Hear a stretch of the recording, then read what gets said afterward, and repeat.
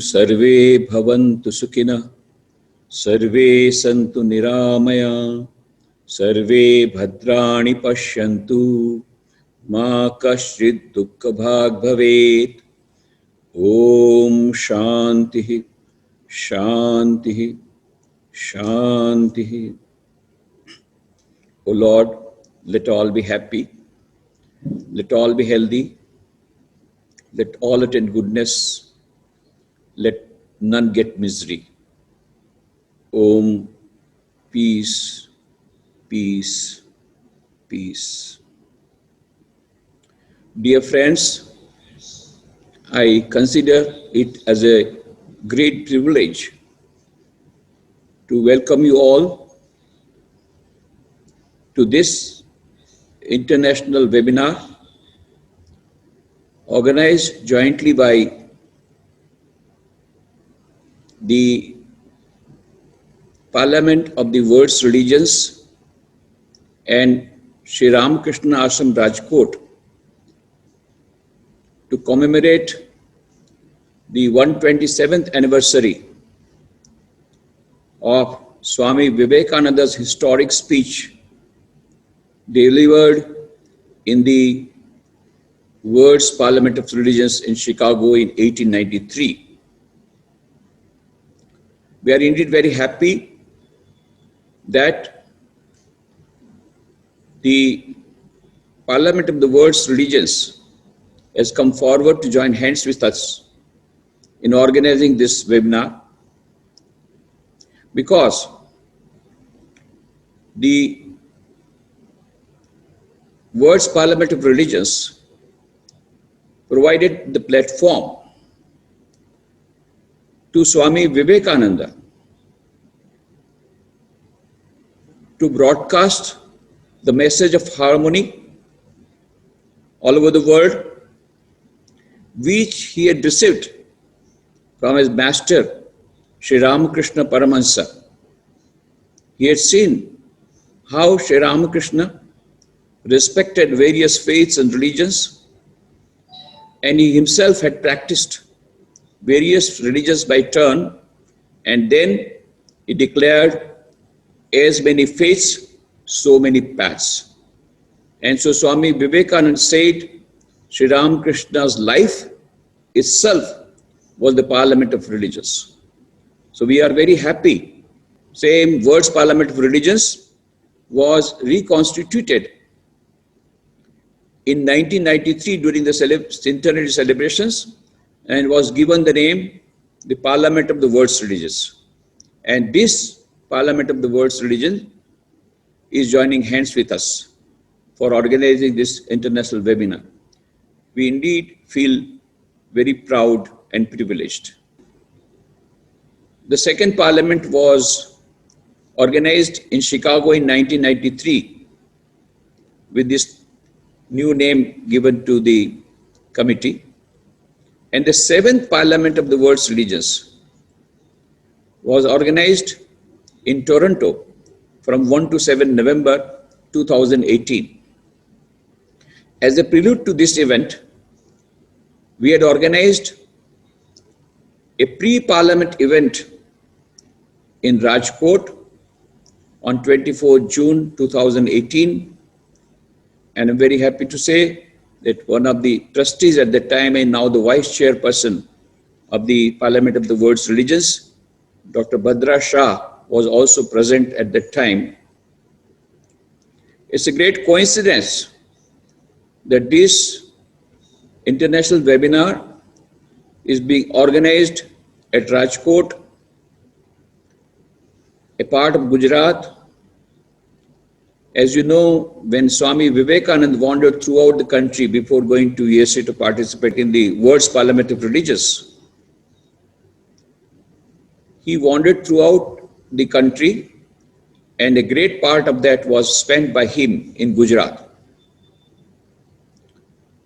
And it is here in Gujarat that for the first time he heard about the World's Parliament of Religions that was to take place next year. And he heard it in Jetalsar junction from the Assistant Station Master Hargovindas Ajramar Pandya. And this Jaisalmer railway station is only about 60 kilometers from Rajkot. So it's a great coincidence that a place near Rajkot was the place where Swami Vivekananda received for the first time the news about the world's Parliament of Religions, and now here we are organizing this international webinar. Indeed, we are honored and we are very happy. The bell has gone, and that means I have to conclude. So I once again extend a very warm welcome to all of you. Thank you. Now, Audrey Kitagawa, the chairperson of the Parliament of the World's Religions, will give her co-opening message.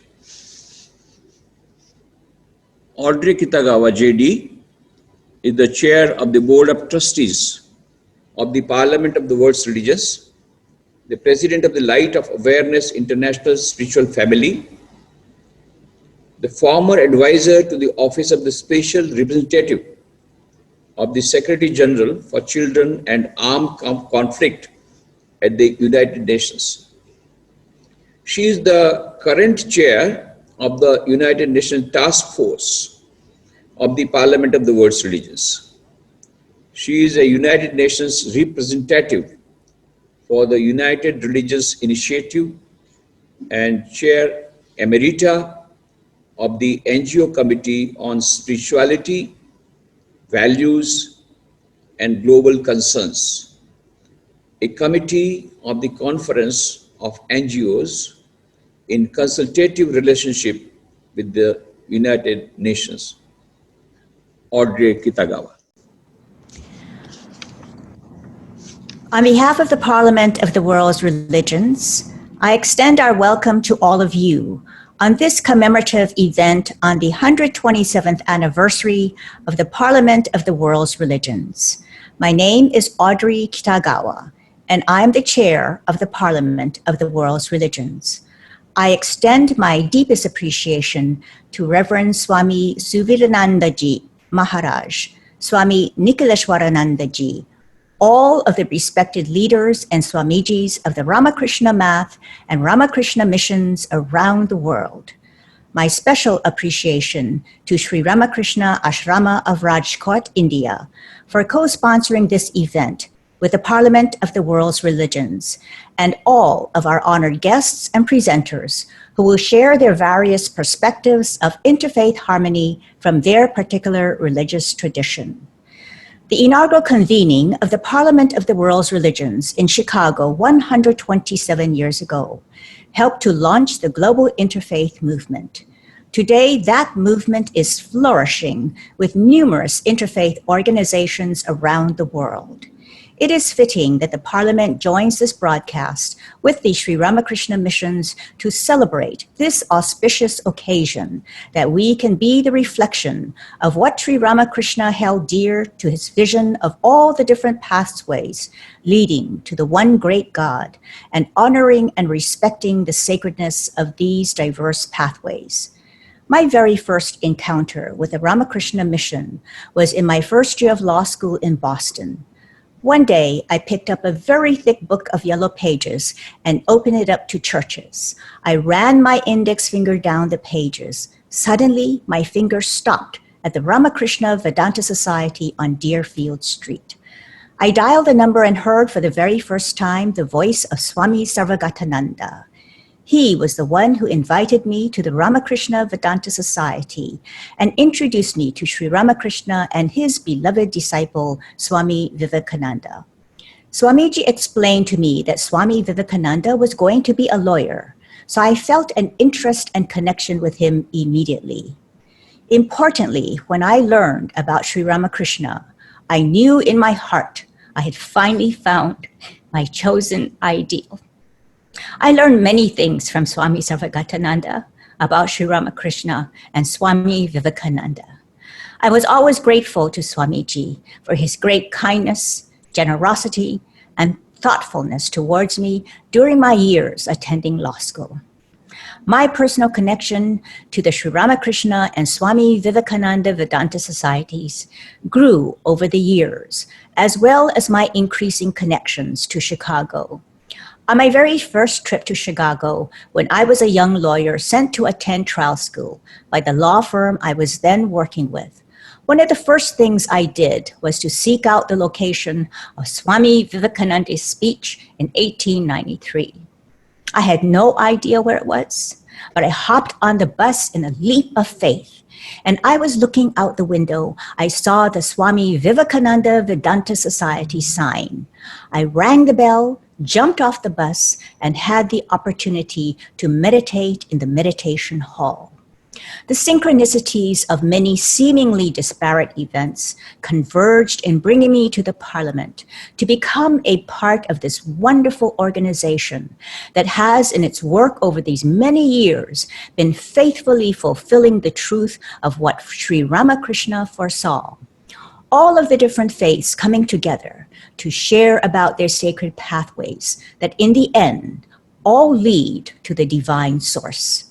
The Parliament is an inspiring beacon of light and hope in a complex world that allows us to tell the stories of the richness of our diversity, that expresses that unitive consciousness of love that brings us all together, the one in the many, just as we are doing now on this most auspicious day.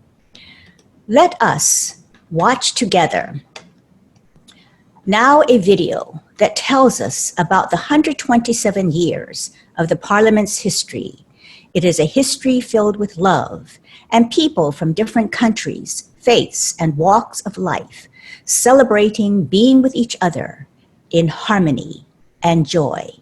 Thank you. Let's watch that video together.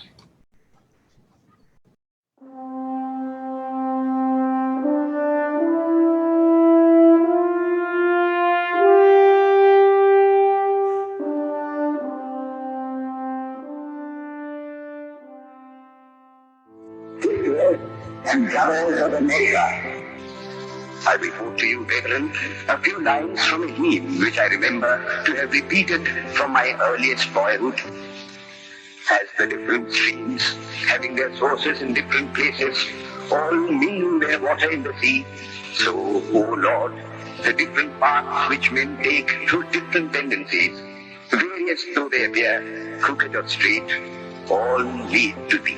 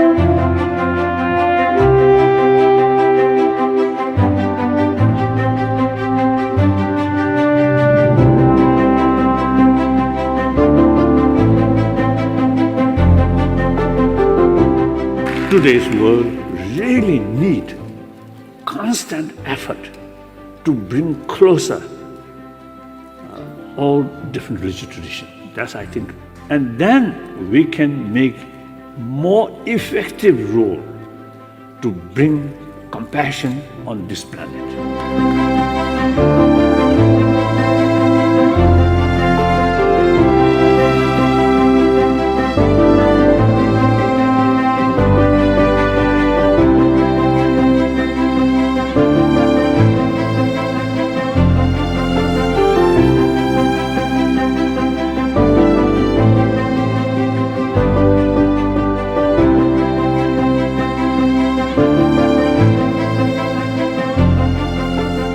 Each and every one of us makes a difference.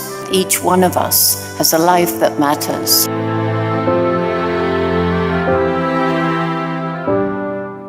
God is one. Humanity is one.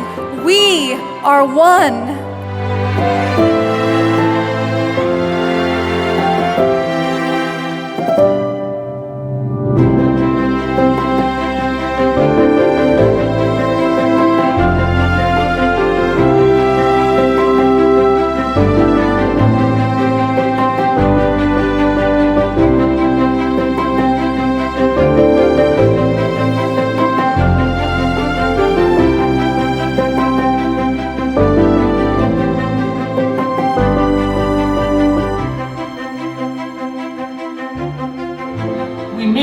Different languages. We may come from different shades and different thoughts and different schools of and different walks of life, but we are one.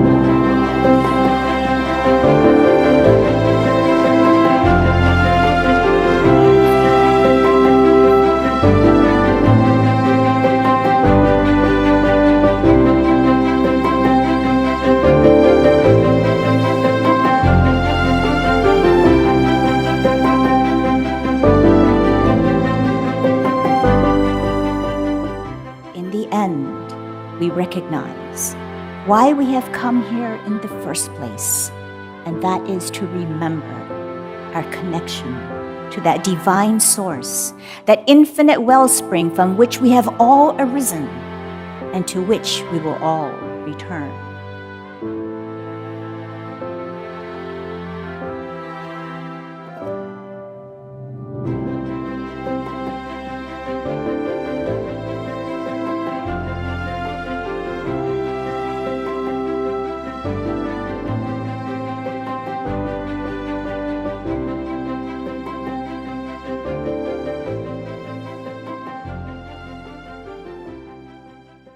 That was an excellent presentation, and we must compliment Audrey and the whole team who prepared this video. Now we go to the next item. We are very fortunate that the representative from United Nations is going to give us a beautiful video, his message, as well as a beautiful presentation on video. And as you might be knowing that we have circulated an information brochure containing the details, the objectives of this webinar, the detailed program, and the biodata of the speakers, the history of the Parliament of World's Religions and all that. So we will not, in order to economize on time, I will just give a brief outline of the biodata, and then we move on to the video. Charles Ian McNeill serves as the Senior Advisor on Forest and Climate for the United Nations Environment Programme, UNEP, where he oversees the Interfaith Rainforest Initiative and Forest and Climate Policy. So the details are given in information brochure. Let us go for the video message and followed by a beautiful video.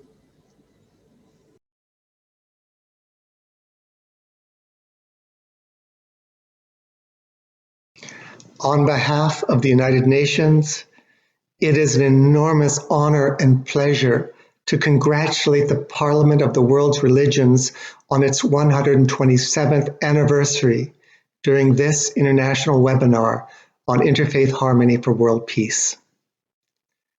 I well recall learning decades ago about that historic first meeting of the Parliament, recognized worldwide as the origin of formal interreligious dialogue, when Swami Vivekananda and other leaders captured the imagination of millions of people. I'm also delighted to commemorate on this occasion the 75th anniversary of the creation of the United Nations. I believe that the global movements that these two extraordinarily important events gave birth to, interfaith cooperation on one hand and the United Nations on the other, have converged in a powerful new way that I had not anticipated when I first joined the UN more than 25 years ago. Faith-based organizations and the United Nations share so much, notably a fundamental commitment to peace, justice, the well-being of all people, and respect for nature, all embodied in the Sustainable Development Goals. We in the United Nations are keenly aware that we cannot achieve these goals without the full partnership of faith communities who are doing remarkable work around the world to deliver essential services in health, education, poverty reduction, and disaster relief, often reaching the most remote and marginalized communities. We also know that to motivate governments to implement the kinds of laws and regulations, enforcement and finance needed to address the planetary crises of climate change, tropical deforestation, species extinction, and pollution, it will require a sea change in public opinion and activism. We need to inspire people in new ways and reach them at a deeper level of values and ethics.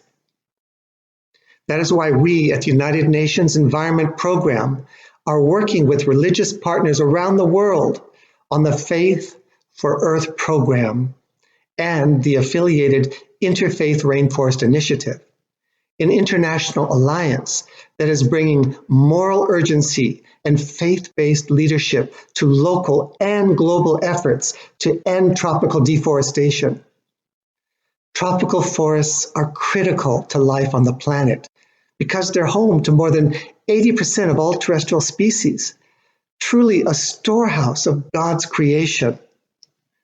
They provide water, food, and jobs for billions, and they generate rainfall across entire continents, ensuring the productivity of the world's agricultural systems, both locally and half a world away.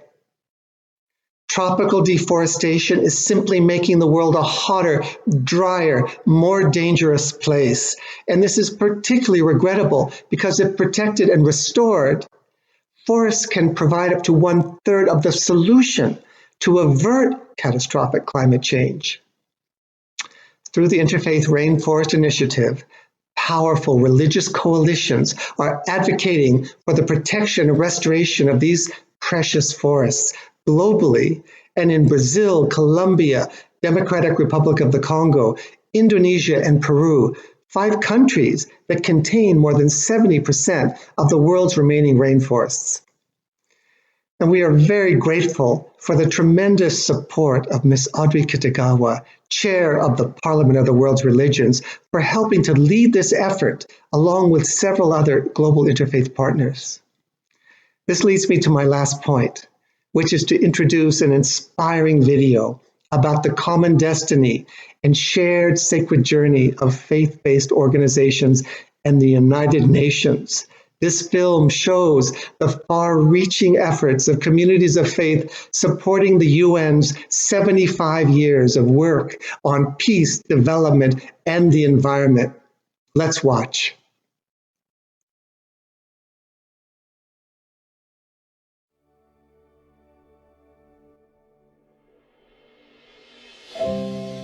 In the stillness can be heard a quiet voice, a whispered voice that calls from the silent chamber within.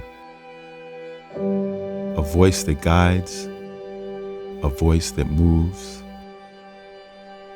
us to feel, to understand, to see the unseen connection that bonds us together and pulls us towards a higher good.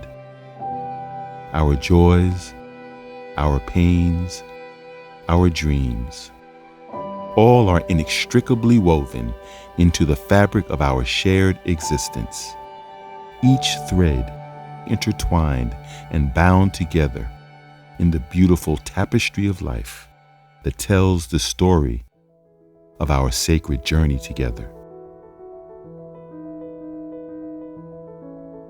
For 84% of the world's citizens, life is lived through the prism of their faith and guided by this inner voice. It inspires their beliefs and actions and leads them toward the recognition that we all share a common destiny and are truly our brother's keeper. Despite all appearances to the contrary, it is a moral universe that in the end, good prevails.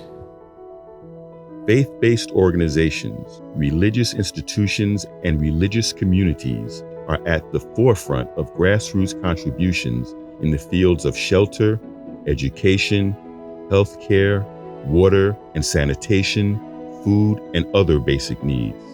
These values are central to all societies. Religious leaders have immense influence. They can be powerful forces for cooperation and learning. A shared earth requires a shared vision. It is natural, then, that the world of faith would weave together so dynamically with United Nations, an institution founded on similar spiritual values. The recognition of the universal rights of all living beings is paramount to each. The building of human rights would be one of the foundation stones on which we would build in the world an atmosphere in which peace could grow. Created over 75 years ago, the United Nations was a call to collective action to maintain international peace and security by developing friendly relations among countries to promote social progress, better living standards, and human rights. This new model of engagement was urgently needed to ensure a future of hope devoid of senseless war and suffering. Yet we must never forget, war in the name of religion is war against religion. The United Nations has become essential in protecting and serving the needs of marginalized communities and as a voice for the voiceless everywhere. There is a sacred call to this community to do the work, to put our faith to work and put it in action. Acting on these foundational beliefs, the United Nations has achieved significant milestones for humanity in concert with religious groups. Faith actors have been key in the development of landmark international declarations and treaties, including the Universal Declaration of Human Rights, adopted in 1948, and the 1989 Convention on the Rights of the Child.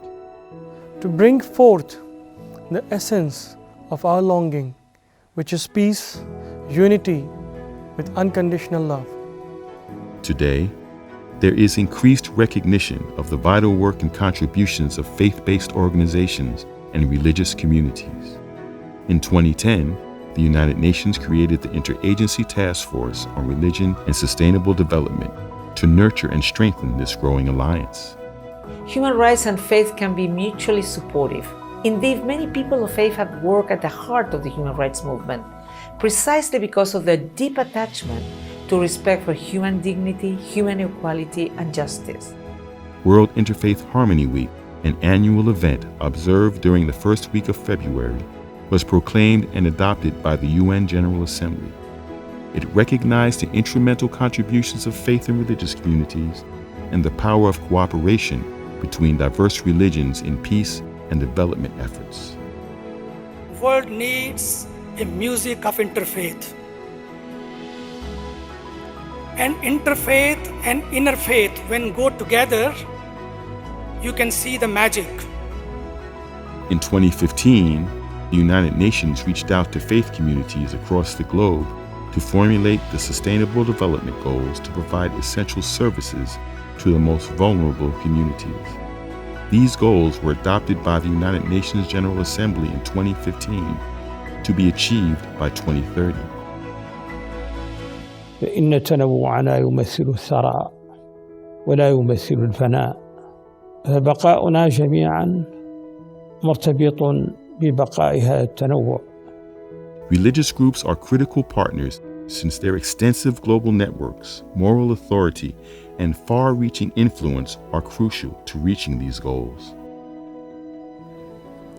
초등 교육을 통해 때子どもたちの心に道徳心、信仰心および異なった宗教や文明に対する敬愛の心を育てる。More recently, the UN Multi-Faith Advisory Council was established in 2018, consisting of over 40 leaders and heads of major faith-based organizations. Much was achieved over the past 75 years, but many pressing issues remain. Climate change is a critical challenge that needs urgent action by the international community. The COVID-19 global pandemic, with its collateral economic and social impact, presents one of the greatest tests ever for the United Nations, public, private sectors, and all of civil society. Looming over it all is the continued threat of nuclear weapons and an escalating atmosphere of conflict and aggression. Never before has the world been in greater need in our work for human dignity, peace, justice, and the protection of God's creation.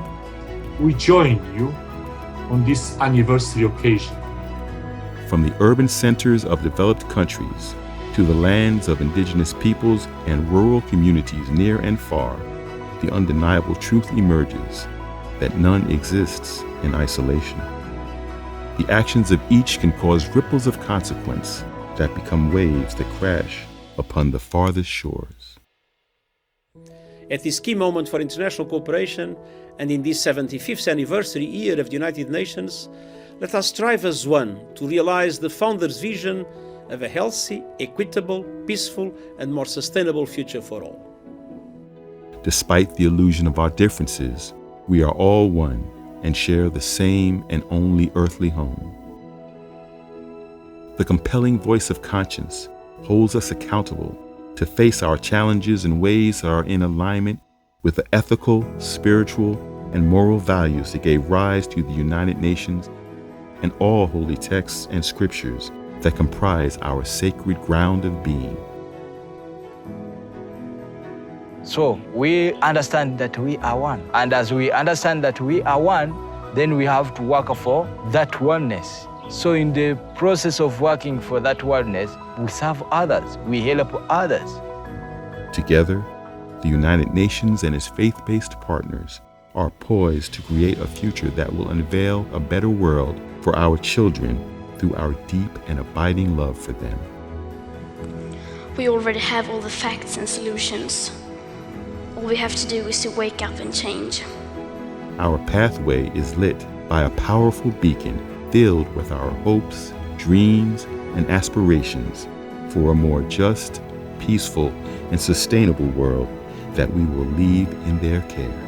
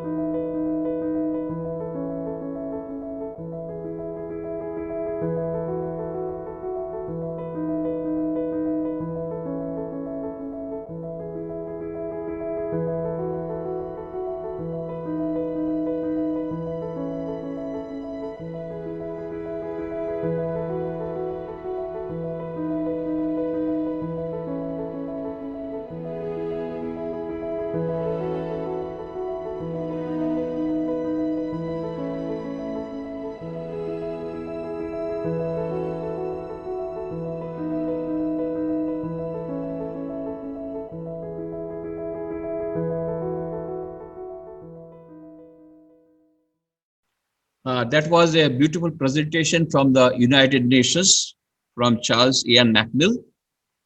You are all aware that Ramakrishna Mutt and Ramakrishna Mission, the twin organizations, were started by Swami Vivekananda himself about 120 years ago. The headquarters is in Belur Mutt, which is near Kolkata in West Bengal in India. And all these activities, there are at present 221 branch centers all over the world, out of which 167 are in India and 54 outside India. So you can imagine a vast amount of work that has been performed as the chief administrator of all those so many 221 branch centers and so many activities, multifarious activities. But we are very fortunate that we have got the benedictory speech from Swami Suvirananji Maharaj, who is the General Secretary of Ramakrishna Mutt and Mission. He has specially sent this message from Belur Mutt. Let us watch. Namaste Yatirajaya Vivekananda Suraye Satchit Sukha Sarupayo Swamine Tapoharini. Dear friends and admirers of Swami Vivekananda, at the outset, I must express my gratitude to the organizers of this international webinar on Interfaith Harmony for World Peace on this historic day, 11 September 2020, the 128th anniversary of Swami Vivekananda's historic appearance in Chicago in 1893. I thank especially the Parliament of World's Religions who have come forward to collaborate with our branch Ramakrishna Ashrama Rajkot to hold this webinar. Swami Nikhilananda, the head of the Vedanta Center of New York, once happened to meet a Jewish intellectual. Through him came to know firsthand the impact of Swami Vivekananda's address at the opening day of the Parliament of Religions on the audience. The Jewish gentleman had attended Swamiji's lecture at Chicago in his youth. He said, quoted, "After listening to Vivekananda, I first realized that my Jewish religion is true. I also felt that he speaks not only as a representative of Hinduism, but as a representative of all religions in the world." Unquote.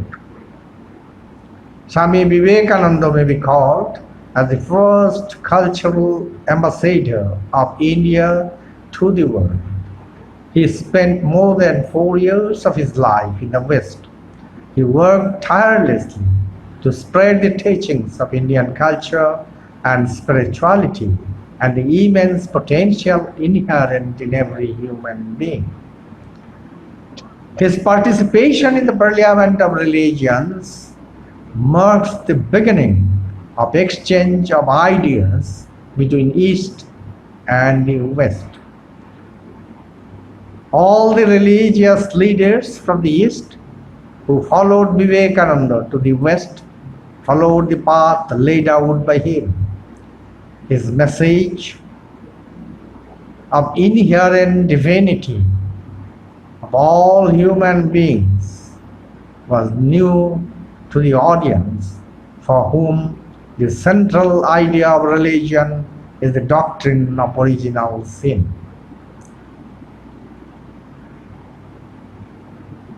Excepting a few, many felt inspired by this message of hope.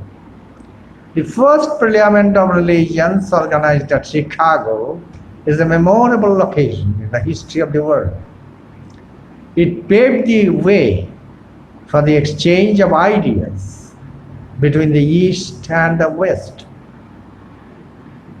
Swamiji's speeches established the principles of harmony among religions, which are vital for universal peace and brotherhood. The contribution of Swami Vivekananda thus may be summed up as follows. He shed a new light on the nature, potential, and purpose of a human being. He presented a holistic view to harmonize the teachings of religion and science. A new philosophy of life. Life is the manifestation of perfection inherent in the soul was given by him. A new outlook on ethics, law, and truth, which depends on freedom, fearlessness, and strength, was presented.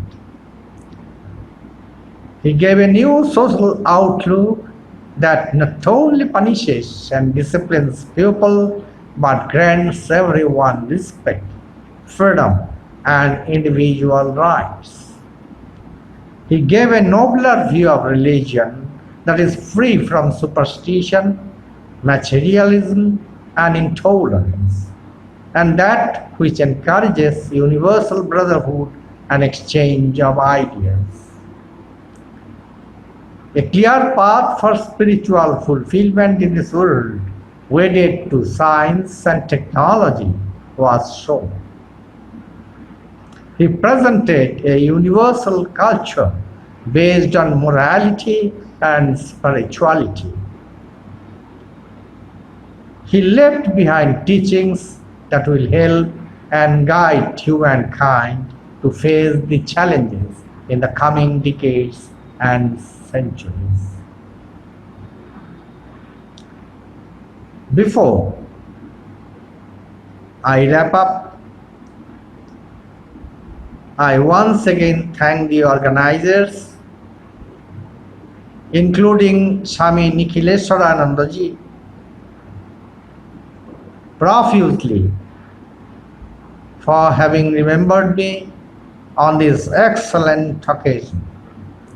I invoke the blessings of the Lord upon all of us present here today.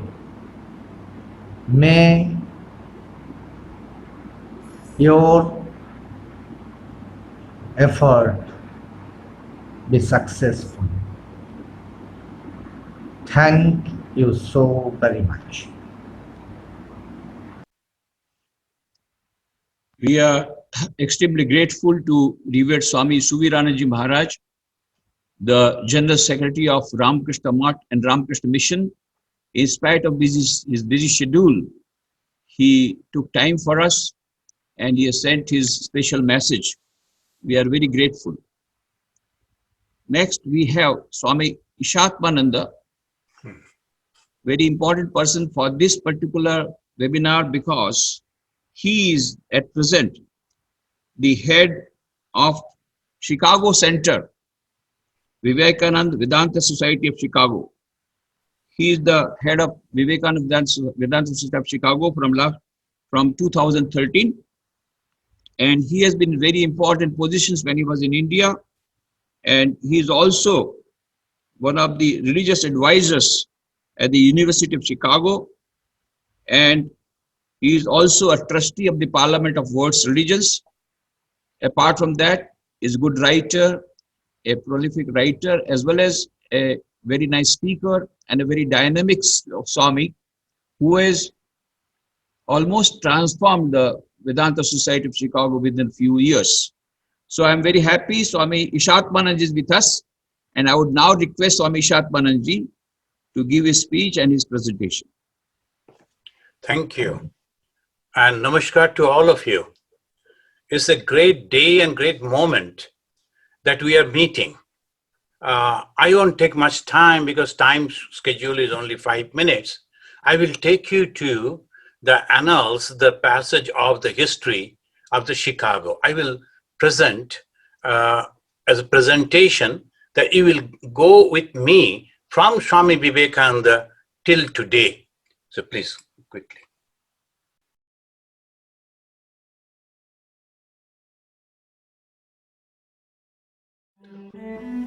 Vedanta in the West has its origins in the historic addresses of Swami Vivekananda at the Parliament of Religions in the city of Chicago. Inspired by the great ideals of Swami Vivekananda, 30 years after Swamiji's final visit to Chicago in 1900, Swami Gyaneshwarananda founded the Vedanta Society of Chicago on 19th January 1930. The inauguration ceremony was held at the Masonic Temple at 32 West Randolph. The center was established at 120 East Delaware Place. This is where Swami Gyaneshwarananda had his living quarters and where he held public classes. Today at this location stands the Four Seasons Hotel. After the premature death of Swami Gyaneshwarananda in 1937, Swami Vishwananda continued the work from 1938 and moved the society to a rented place at 506 Deming Place.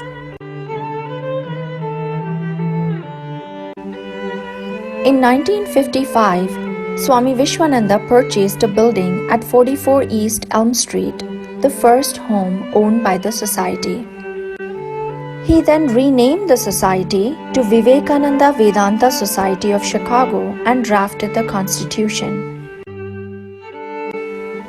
After the passing away of Swami Vishwananda, Swami Bhashananda took charge of the society in 1965. The following year, he moved the society to a newly purchased building at 5423 South Hyde Park Boulevard in Chicago. In 1968, the society purchased 80 acres of land in the town of Ganges, Michigan, for a monastery and retreat center. Swami Bhashananda developed 40 satellite Vedanta groups throughout the United States and Canada and traveled extensively to spread the message of Vedanta.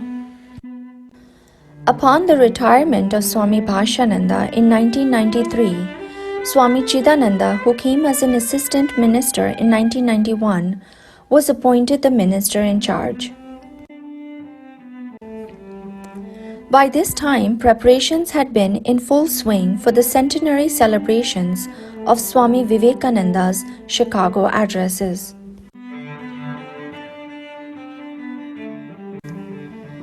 In 1998, the society installed a majestic bronze statue of Swami Vivekananda, standing 10 feet 2 inches tall, at the Hindu Temple of Greater Chicago. In 2001, he organized Vedanta in the Third Millennium, a conference attended by monks of the Ramakrishna order and a number of devotees. To mark the 75th year of the society in Chicago, Swami Chidananda organized the Platinum Jubilee celebration in 2005. Swami Chidananda led the construction of its current premises in Homer Glen. The society formally moved to its new home at 14630 South Lamont Road in 2008.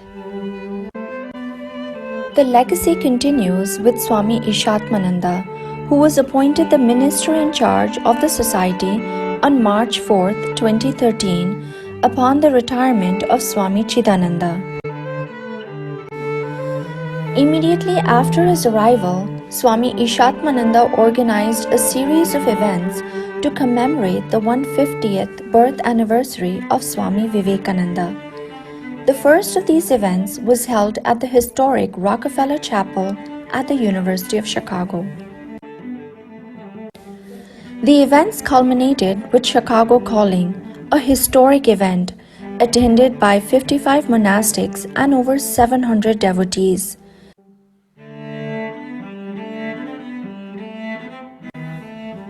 In 2016, the Society purchased a city center in Hyde Park for weekly classes and named it Nivedita Nivas in honor of the 150th birth anniversary of Sister Nivedita.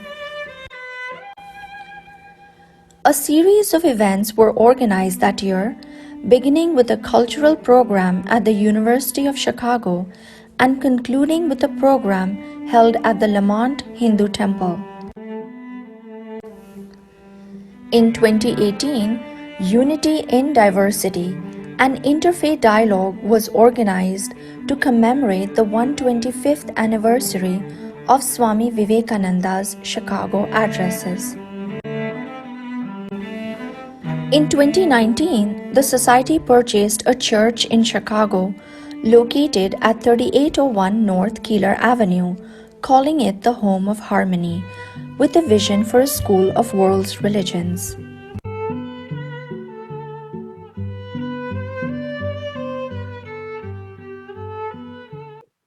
That was, thank you very much. It was a beautiful presentation, Swami Ishaq Pananji. Thank you very much. Thank you very much. Next, we are going to have another video presentation containing the activities of Ramakrishna Mutt and Ramakrishna Mission.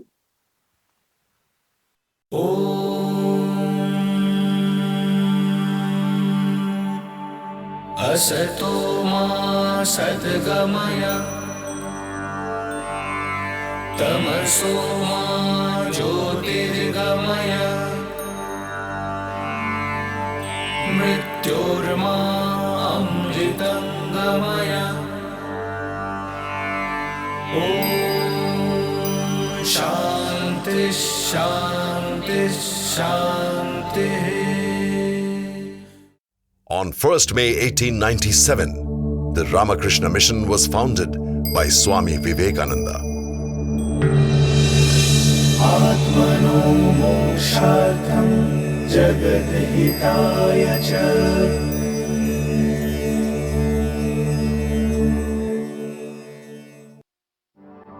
Once, in a divine ecstasy, Ramakrishna uttered, "Service to man is service to God." Vivekananda expounded, "You may invent an image through which to worship God, but a better image already exists, the living man. You may build a temple in which to worship God, and that may be good, but a better one, a much higher one, already exists, the human body." 1897. Just 2 weeks after the inception of Ramakrishna Mission, Bengal was in the grip of famine. Swami Akhandananda organized the first relief camp at Murshidabad. This organized relief made a significant mark in the history of Ramakrishna Mission. For more than 100 years, Ramakrishna Mutt and Ramakrishna Mission have been conducting various relief activities without any distinction and have enlightened the world to show an extraordinary ritual of worship. Ramakrishna Mutt and Ramakrishna Mission run hospitals, dispensaries, and mobile medical units in various cities, towns, and even in several remote villages. Millions of people are benefited by this service every year. This twin organization is also involved in imparting education through formal and non-formal centers, development of rural and tribal areas. The organization also engages in disseminating spiritual and cultural values through publication of books and journals, conducting spiritual retreats and counseling. Ramakrishna Mission is running 320 units of service-oriented projects across the country. Under the youth special programs, various state and regional level competitions on elocution, debate, essay and quiz were conducted on this occasion. state-level youth camps and youth conventions were also conducted by Ramakrishna Mission. Apart from it, seminars on religious and interfaith harmony at the national and state levels and various cultural programs were organized on this occasion across the country.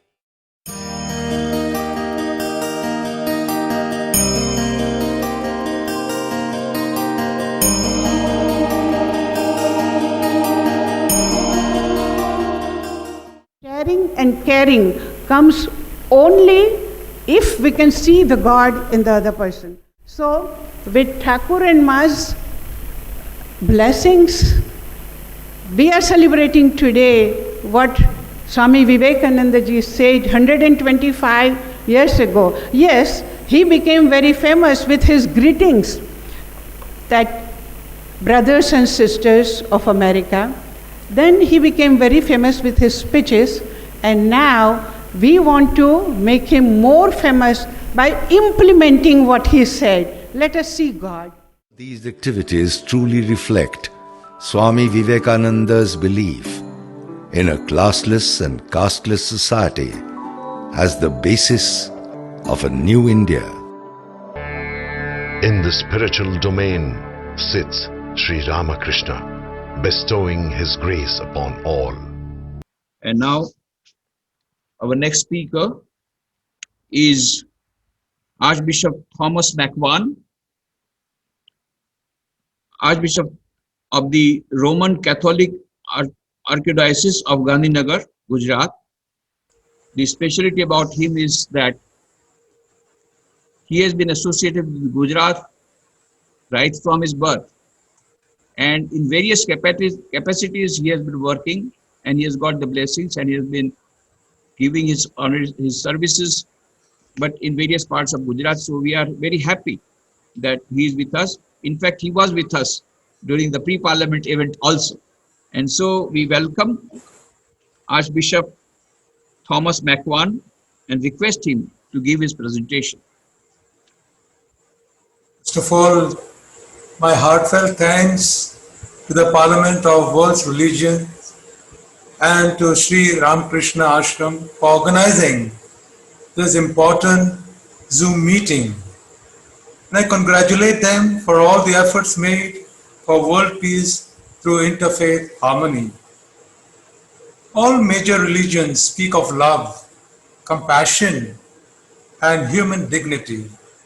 However, reality is different, and from our experience, mankind is involved in wars that destroy human lives without mercy.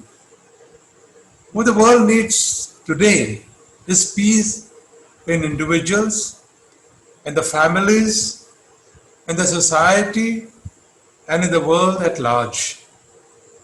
As religious leaders, we enjoy reverence, and our words and deeds are very important to our followers who look up to us. To have interfaith harmony, the first and primary principle that has to be followed is to respect all religions. Jesus speaks of love one another as I have loved you. Love thy neighbor as yourself.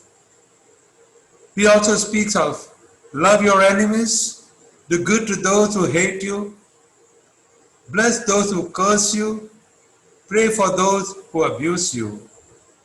In India, we at times feel that the rights of the Christians is not respected in keeping with the constitution of our beloved nation, our beloved country. We are praying for the world, for our nation and its people. We love our country. We love all cultures. We love all nations. We are fully involved for the growth of India and contributing yeoman service in the field of health, education, and social development. Though we are the children of this great nation, we often experience that our rights are not respected as Christians. Interfaith harmony calls for the need and importance to respect all religions. We Christians believe in dialogue, Jesus Christ taught us to dialogue, but dialogue is always in the context of mutuality. That is, to respect, to listen, and to see how we can find a common approach to ensure peace and harmony at all levels. When God created the world, He appointed mankind as trustees of this beautiful world, this earth. The responsibility of the trustee is to care for and enhance the goodness of our common home. Sadly, we need to ask ourselves, what is being done to this, our common home today? Mother Earth and the environment is being pillaged and plundered which threatens the very existence of humanity. We as religious leaders need to work together along with all men and women of goodwill to protect our Mother Earth and address the growing environmental degradation and climate change before we reach the stage of no return.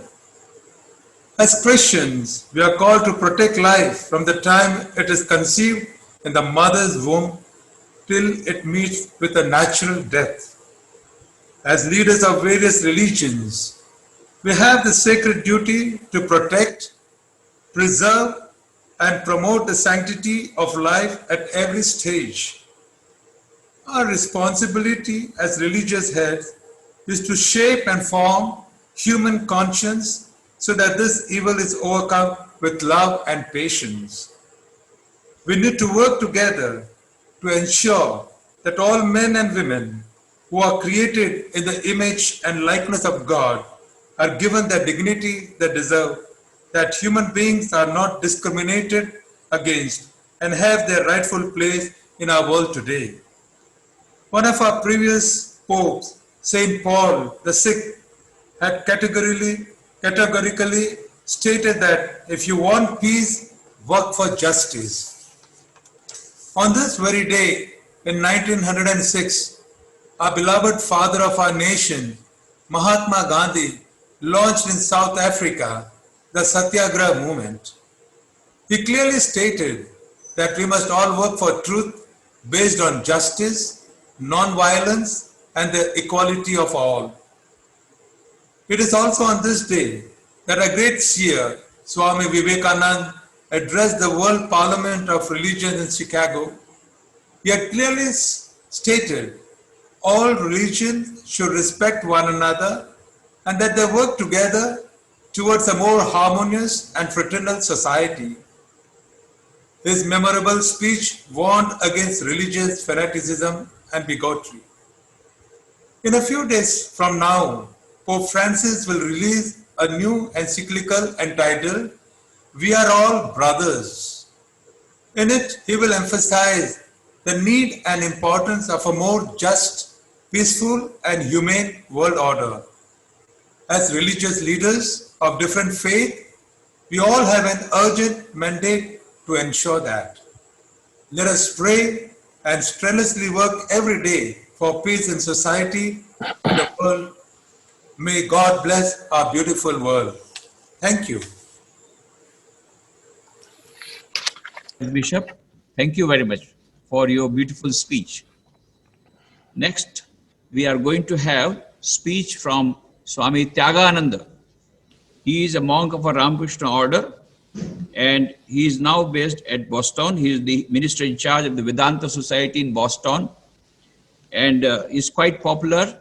You must have heard his speeches. Even in Parliament of World Religions, he has given his speeches. And he is the Hindu chaplain at Harvard and at MIT. He has written beautiful many books, very popular books, including a manual of Karma Yoga, Knowing the Knower, manual of Gyan Yoga, etc. And he is very much in demand as a speaker and writer. And so we are very happy that Swami Tagananda, good friend of ours, has joined this international webinar. Welcome, Swami Tagananda. Over to you. Hi, thank you. Sarvetra sukhinas santu, sarve santu niramayaha, sarve bhadrani pashyantu, Ma kaschit dukkha bhag bhavet. May all be happy and healthy. May all see what is good, and may no one experience misery. May people everywhere find joy and fulfillment. Similar prayers in different languages and from different traditions are much needed in today's world, especially now that we are passing through this terrible pandemic with millions infected and thousands already dead. If there is need for harmony and peace, it is now. When our health is at risk, our inner physical harmony is at risk. That unending anxiety and fear related to infection affects the mind, and the mental harmony is put at risk. When both body and mind of millions of people are thus affected, as is natural in a public health crisis, social harmony and peace, which are already elusive, become even more difficult to attain. What Swami Vivekananda did at the Parliament of Religions in Chicago was to redefine the Hindu tradition in such a way that it could easily meet the needs of the contemporary world. But Swamiji also did something more than that. He lifted the tradition above and beyond the specificities related to history, culture, and language, and made it relevant to people everywhere. Vedanta is the kind of spirituality that includes all and excludes none. It celebrates diversity and recognizes the essential unity that underlies everything. When we speak about interfaith harmony, it is good to remember that the different faiths, the different religions, are always in harmony. It is the people practicing those faiths that sometimes fail. Religions don't fight with each other, but people do. The fights and quarrels, the violence and the wars, all of these happen due to lack of understanding as well as lack of practice. If I don't understand my own tradition well, if I remain fixated on the non-essentials and the superficial aspects, then there is a danger that I'll miss the essence of my own tradition. This will naturally affect the nature of my practice.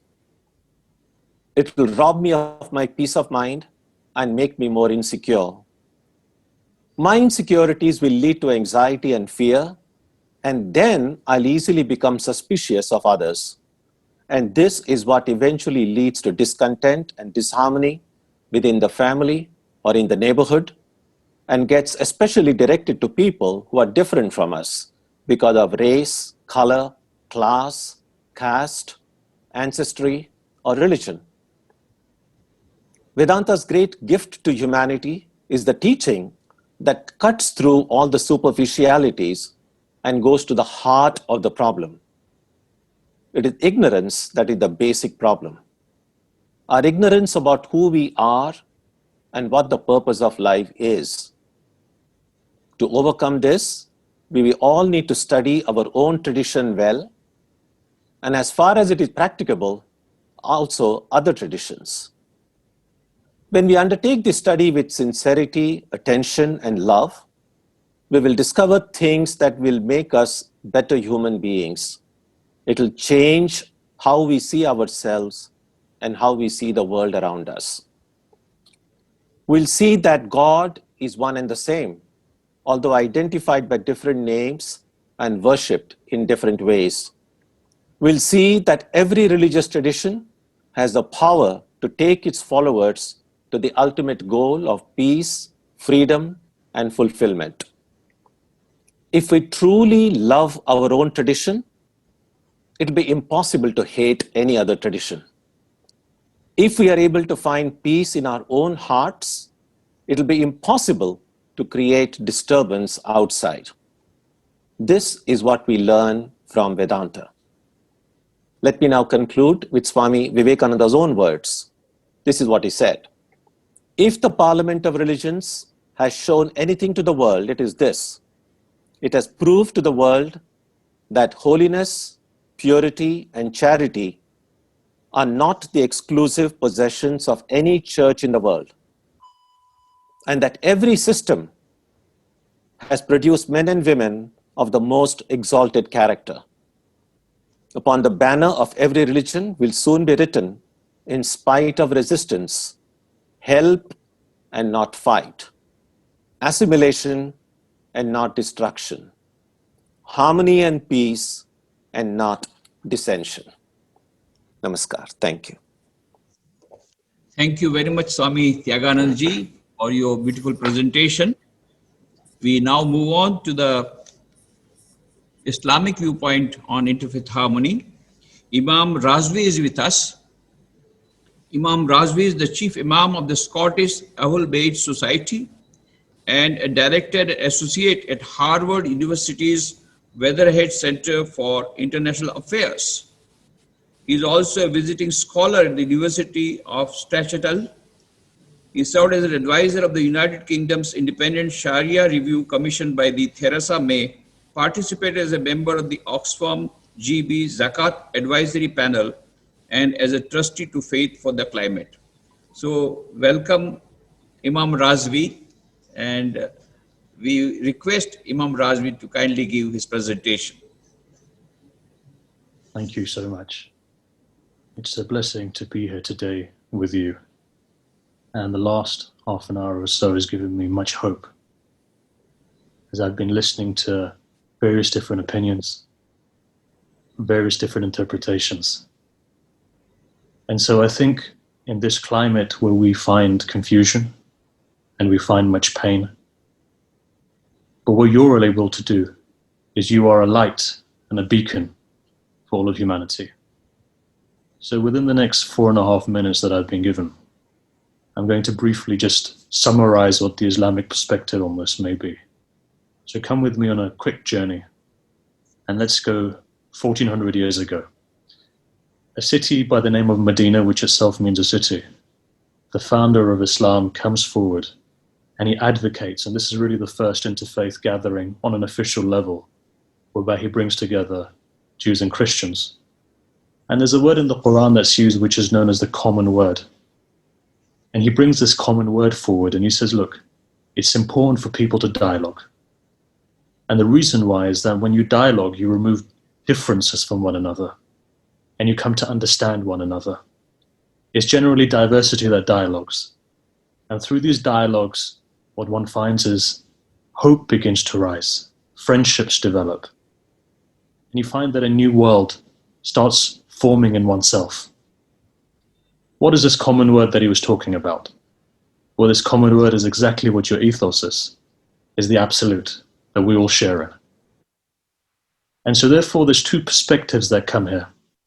The first one is that, as we know, we're all created in the image of God. We all have the absolute within us. However, to truly understand the absolute is to understand the diversity in its state of unity.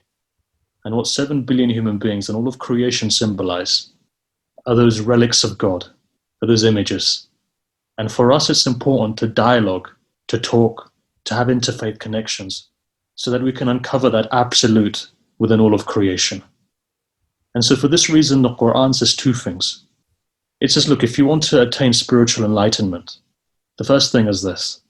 You've got to come and understand the absolute signs in the horizon. And when the Quran talks about horizon, it talks about multiplicity outside the human being. And then the second stage comes, is that when you begin to talk to people, understand creation, listen to creation, then what happens is that within your soul, there's a manifestation that takes place. But for that manifestation to take place, there has to be a parallel road that we must listen to one another and to listen to creation.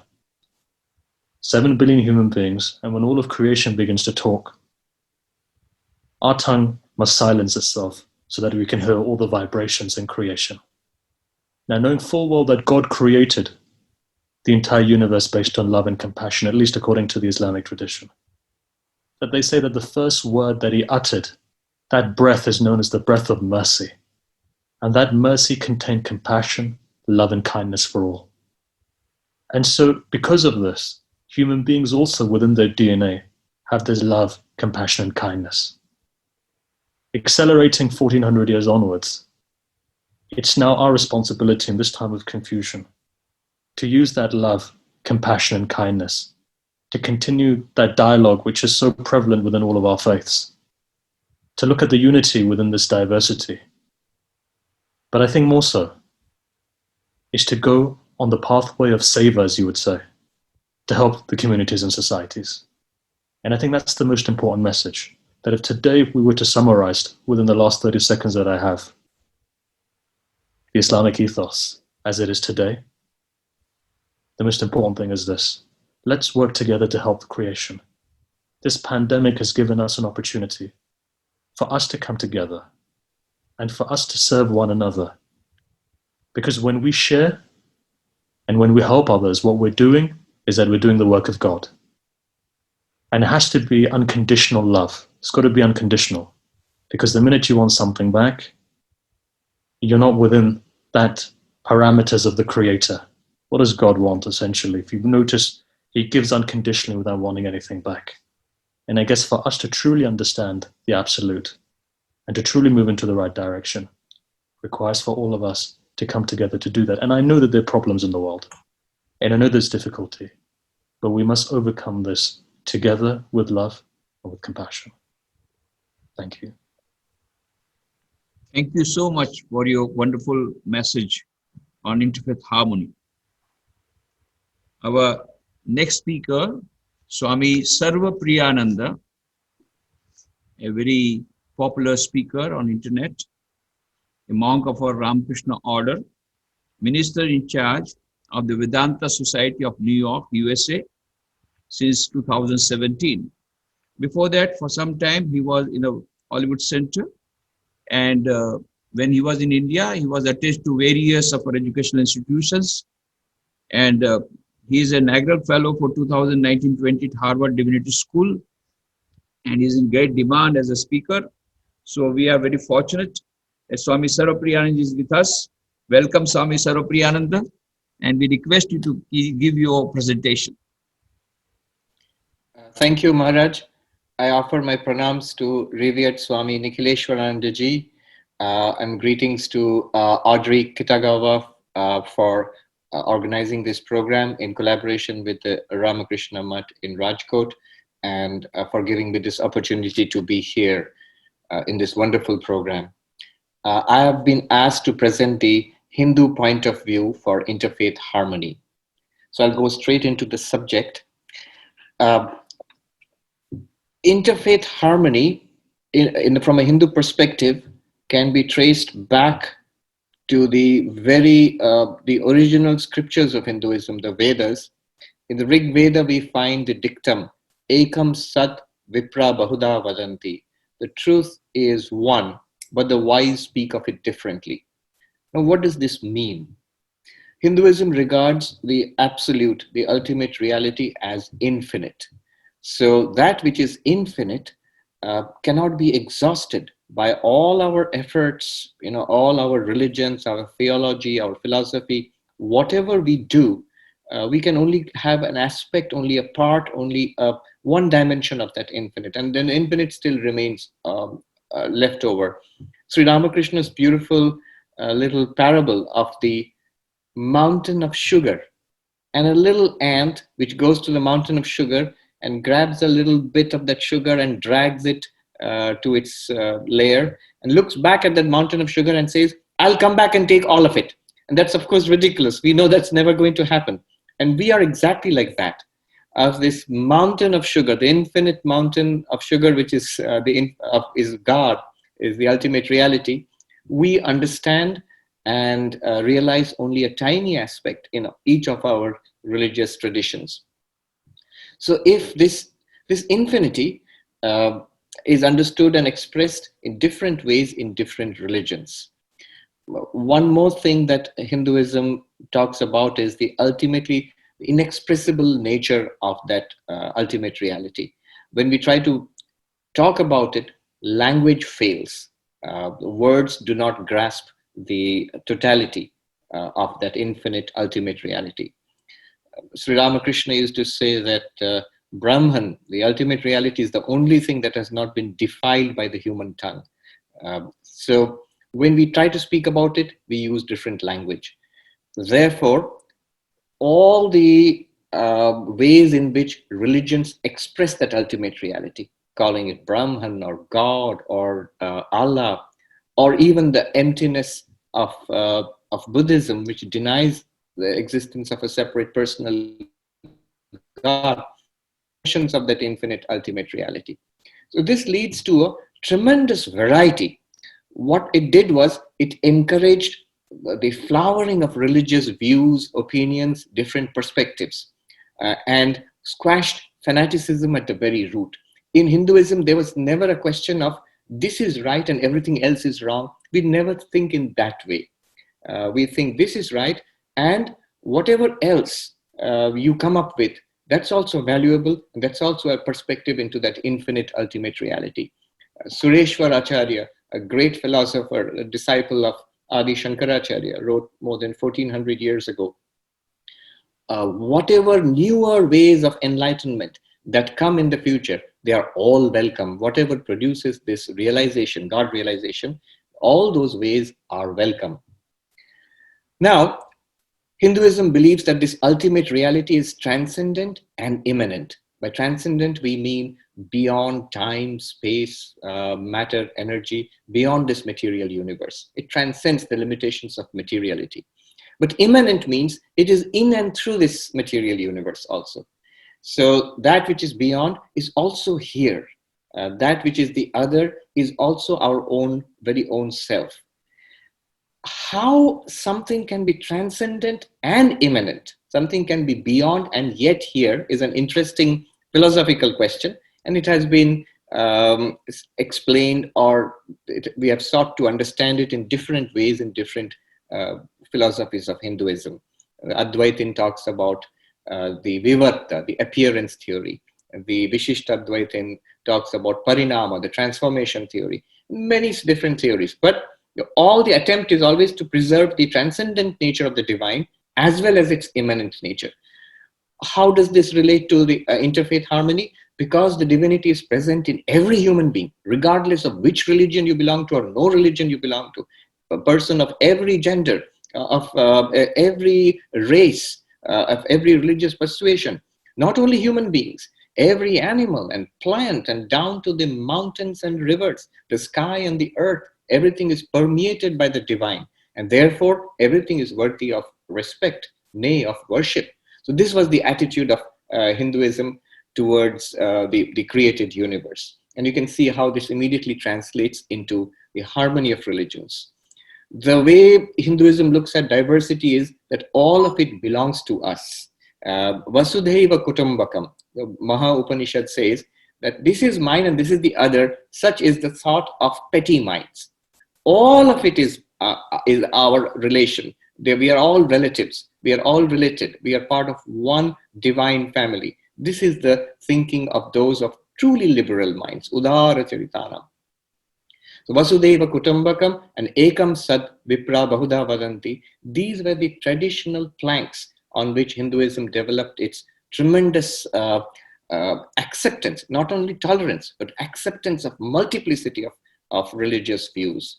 So when Hinduism comes into contact with religions beyond the pale of Hinduism, the attitude is the same. This is also another way of loving and appreciating the divine. And this is also a true path. One more point and I'm done. Hinduism developed a system of dialogue over thousands of years called Vada. Vada means a discussion between two parties having different points of view in order to come to an understanding of each other and come to the truth. And this, I think, is one of the ways in which violence based on religion was prevented in India for centuries or millennium, where different philosophical points of view would engage in sophisticated philosophical debate and influence each other and learn from each other. I think the Parliament of Religions is a very extraordinary extension of that ancient tradition of dialogue, of the ancient Indian tradition of Vada. Thank you very much. Thank you for having me on this forum. Thank you very much, Swami Sarvpriyanand ji, for very thoughtful speech. We now next go on to the next speaker. Deborah Baudriax is the Executive Vice President of Buddhist Zuchi Foundation and a senior volunteer with the Buddhist Zuchi Foundation. He has more than 30 years of experience working on major projects related to charity, medical care, education, and humanitarian aid.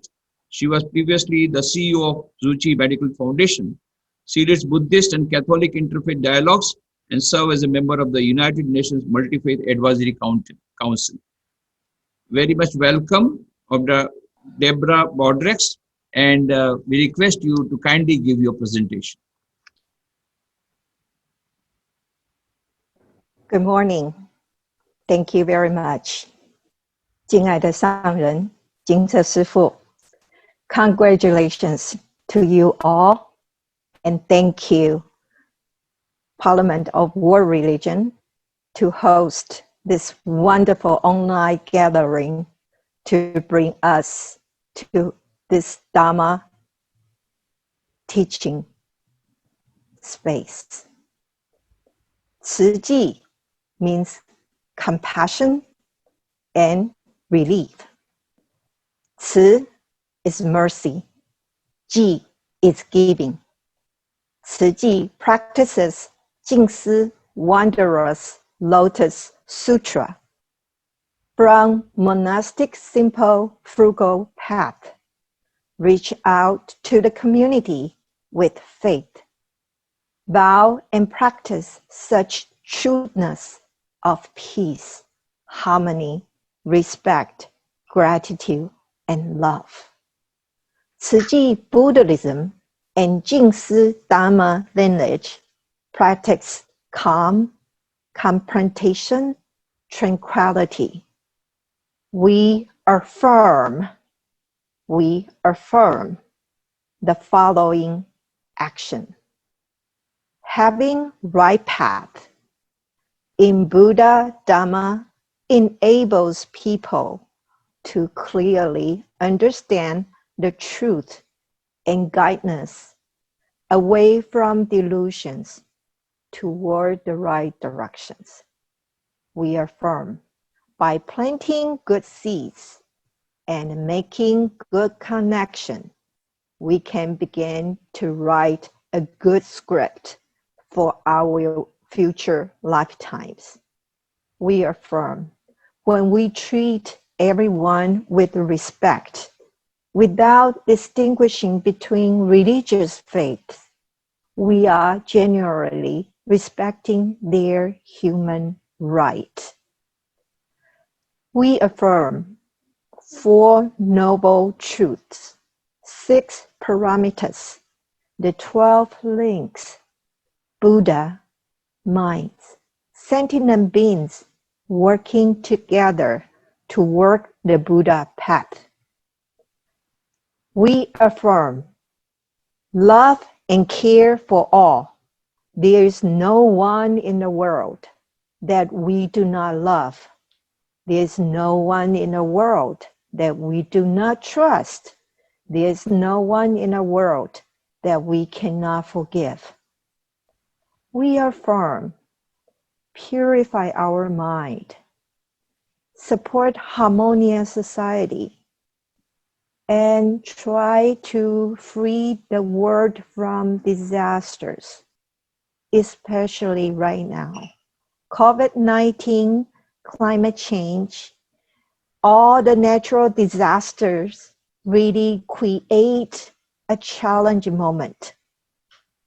May peace and harmony be with us all, every second, every day, every moment. 阿弥陀佛，诚心祈愿人心净化，社会祥和，天下无灾无难。May peace be with us all. Thank you. Thank you very much. And now our next speaker is Swami Krupamayananda. He is a monk of the Ramakrishna order and the minister in charge of the Vedanta Society of Toronto. And he has been also speaking at the Parliament of World Religion for last 2 times, that is in Salt Lake City and Toronto. He had participated, and he has been conducting various spiritual retreats and programs all over USA and Canada. And when he was in India, he was associated with many educational institutions. So we are very happy that Swami Kripayananda is with us. So welcome Swami Kripayananda, and I would request you to kindly give your presentation.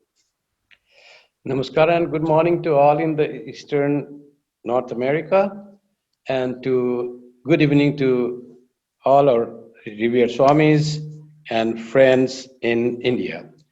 My topic is Sri Ramakrishna and Interfaith Harmony. In modern times, various religions were brought together in 1893, and they all spoke and emerged on this day, the 11th September. And that day, Swami Vivekananda spoke, and he became very famous. And also there were many other speakers who spoke about their own religions, and people all over the world came to know about different religions from the spiritual leaders of their own followers. And Swami Vivekananda talked about interfaith of religions. Though it was done here, but the real experiment and proof of interfaith practices was done in the lab, single-person lab in Dakshineswar in Bengal about 30 years ago in 1860s. There, a young man, Sri Ramakrishna, who was a priest in the temple, was possessed with love of God. And with his yearning for love of God, he had the vision of God in the form of Divine Mother. And he was fulfilled, he was blissful, he attained everything. But that didn't satisfy him. He was such a unique person in the history of mankind that even after realizing God through one path and reaching the ultimate, he wants to know how other people worship God, how they reach God. And he started practicing different methods of God, spiritual practice according to Hinduism. And he practiced Vatsalya Bhava, the Tantra first, and then came to the Vaishnavas, Vaishnava traditions, and he practiced the Dasya, the Madhura, and all those practices he did. And then he realized that all lead to the same goal. It's all blissful, all through all paths we can reach God. Then he practiced Advaita, the worship of formless God, the infinite God, the God beyond our thought and mind, the ultimate reality. Is that graspable? Can we reach that? Can the soul reach that supreme soul? And he practiced that under a guru, and he found that, and he merged in the infinite supreme being. And then came back to still preach to the world the real purpose of human life. After all that also he was not satisfied. He wanted to know how people of other religions worship God. Where does it take? Is God reachable through other paths? So he practiced Islam, and with all under the training of a teacher, and he did namaz and worship, dressed like Islam, and he did all the prayer, repeated the name of Allah, and he was consumed with thought of God as Allah, and removed all Hindu gods and goddesses, the pictures and all that from his room. He was so sincere in worship according to every religion that he did. And he found that these teachings of Islam can take you to the highest reality, as they say in their religion, that it can reach to the ultimate, to God. It can take you to the love of God. After that also he was not satisfied. He said, I now understand how Hindus and Muslims worship God, and we can reach God by following their teaching, by their scriptures. But what about Christians, the whole world's largest religion? How do they worship God? How do they reach there? And he had practiced that religion of Christian, the Bible. He studied Bible, and he started seeing the Christ. In fact, surprisingly, he used to see in a European Christian boy, he saw Krishna. he was standing on a field and he saw Krishna in a European boy. And while he was listening to the Bible and thinking of Jesus and was in contemplation, he saw a form, a divine form, very peaceful, very calm, coming towards him. And he couldn't understand who is this person. I have not seen him ever, but he looks by his countenance, he looks divine. And it was Jesus Christ. And he came, embraced him, and he became one with Sri Ramakrishna. Sri Ramakrishna then, after all his practice, then he started speaking about the harmony of religions. As he gave very nice examples that there is one lake and people from land, they approach lake to fetch water. Some call water, other people in their own language call it pani, other call it jal, but all are fetching the same thing. Like that is God. God is called by different name. Allah, Ishwar, Brahma, God, Father in heaven are just different name of the same being. So people don't quarrel by saying Jal or Pani. It's the same thing. Like God is one and his names are different. The different faiths are just the path to lead the same goal. That's why he established through his own experience the interfaith unity. And then that he told his disciples, and that was brought by Swami Vivekananda to the West and proclaimed in the Parliament of Religions in his addresses from 11 September to 27 September 1893. Swami Sri Ramakrishna, that's why I said, as many paths, as many faiths, so many paths. Each faith is just a path to reach the same goal.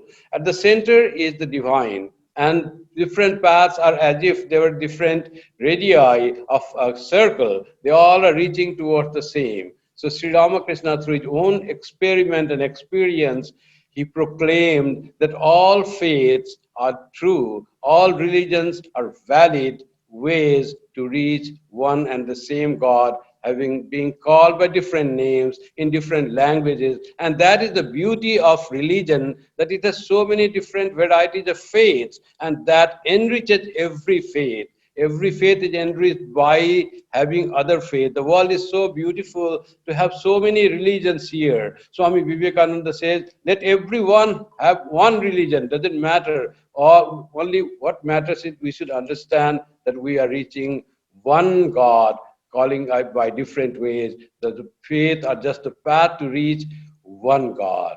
May God give us that understanding that we are all brothers and sisters, nothing else. As Swami Vivekananda addressed in the Parliament of Religions, we are actually that, and we are reaching arms in arms, following different faith, different sects, different ideas about God, but we are reaching the same being. We are all one in God, and God is one, it's only its names are different. Ekam Sad Vipra Bahudha Vadanti, as Swami Sarvapriyananji just quoted from the Rig Veda. That is the truth, validated, experimented by Sri Ramakrishna, and he proclaimed interfaith harmony. Thank you very much. Thank you, Swami Kripamayananda. Now we welcome Sadhvi Sri Shilapiji, a spiritual leader of the Jain tradition, has an MPhil in comparative religion from the University of London. She is an ardent disciple of Puja Acharya Sri Chandanaji and is the first Sadhvi in Jain tradition to have pursued overseas education. She is the main guiding force behind the Virayatan Vidyapith Kutch, that is creating numerous opportunities for the educational and professional development of the rural population. We are very happy that Sadhvi Sri Shilapiji is once again with us. She was here with us during the pre-parliament event. Welcome, Sadhviji, and we request you to kindly give your presentation. Om Mangalam, Omkar Mangalam, Veer Mangalam, Mahavir Mangalam, Veer Mangalam, Mahavir Mangalam. Good evening, ladies and gentlemen. My warmest greetings to you all at this divine assembly. I am thrilled to be in this conference this evening. This unique conference reminds me of that great scholarly saint, Swami Vivekananda, whose presence and thoughts in the first parliament of world's religions showed the world that we may follow different faiths and traditions, but we all belong to one human race. Our paths may be different, our roads may be different, but ultimate goal is same. The core teachings of all religions are peace, love, compassion, and harmony. No religion has ever taught to kill and harass other people. The fundamental of all religions are to bind people together and to bring them closer. However, the outer structure of all religions are different. Some of us prefer to wear white robes, some traditions allow saffron clothes, some other faith may like black attires. Our methods of worshipping may be different. Symbols for God may vary, but there is no difference in the core teachings. They all are same. Friends, if there is God in this world, it has to be one God. If there is heaven in the universe, it has to be one heaven.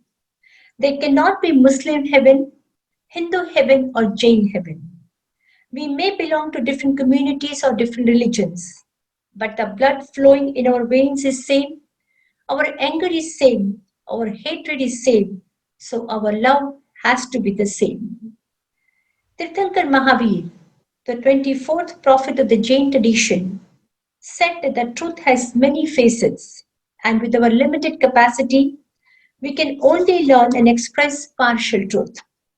With our understanding of partial truth, we think that my truth is the best, which sometimes causes religious intolerance.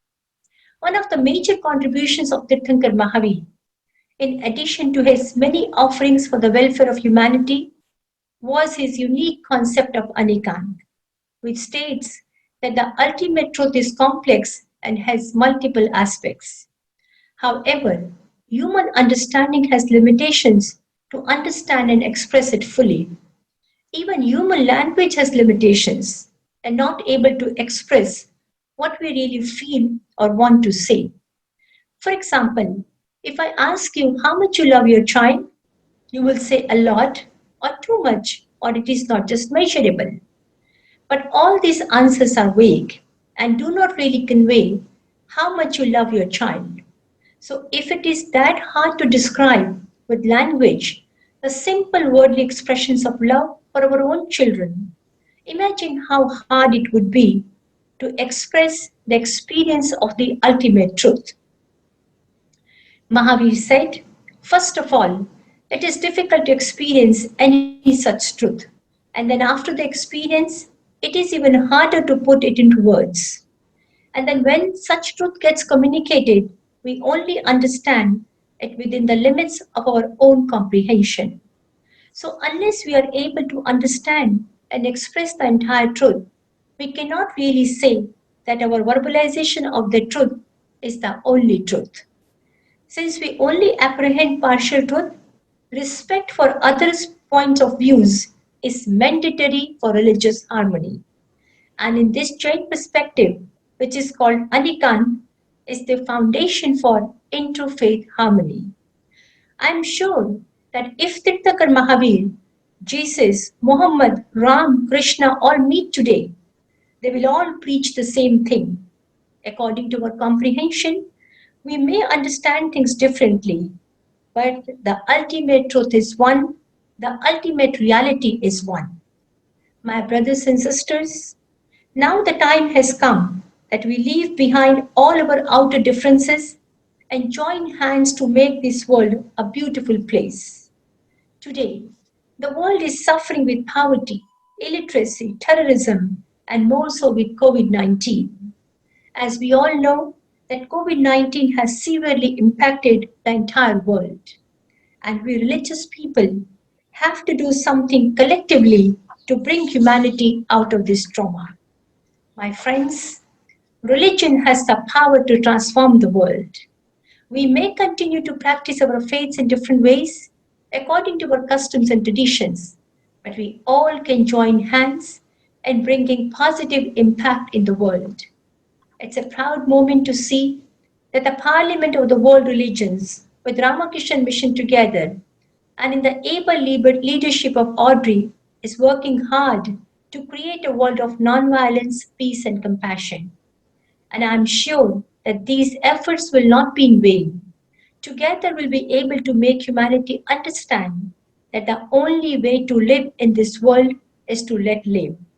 Without compassion, we live not in the cosmos, but in chaos. Be quick to do good. Set your heart in doing good. Do it over and over again until you are filled with immense joy. Thank you, Jai Jai. Thank you very much, Sadhvi Sri Silapiji. Wonderful speech. And now we will move on to Rabbi Michael Balinsky, the graduate of Yeshiva University and the Rabbi Isaac H.N. Theological Seminary. He is the secretary of the Council of the Parliament of the World's Religions. He is also an active participant in a number of Jewish, Christian, and Muslim interreligious dialogues. Welcome, Rabbi Michael Balinsky. All right, thank you. So I want to speak as from a point of view of one rabbi, a Jew committed to Judaism. I certainly don't claim to speak in the name of all of Judaism. It's an honor to be here. I very much appreciate this opportunity to share a few words with you.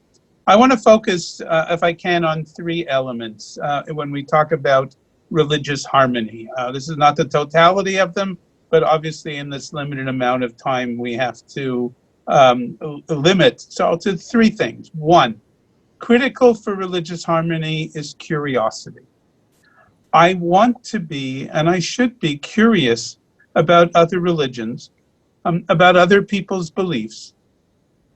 And we have to create the atmosphere where we can ask questions of each other, not only to learn what from each other, but even also to critically engage each other, to be able to ask of each other difficult questions, as we need to, as religious people, ask difficult questions of our own tradition.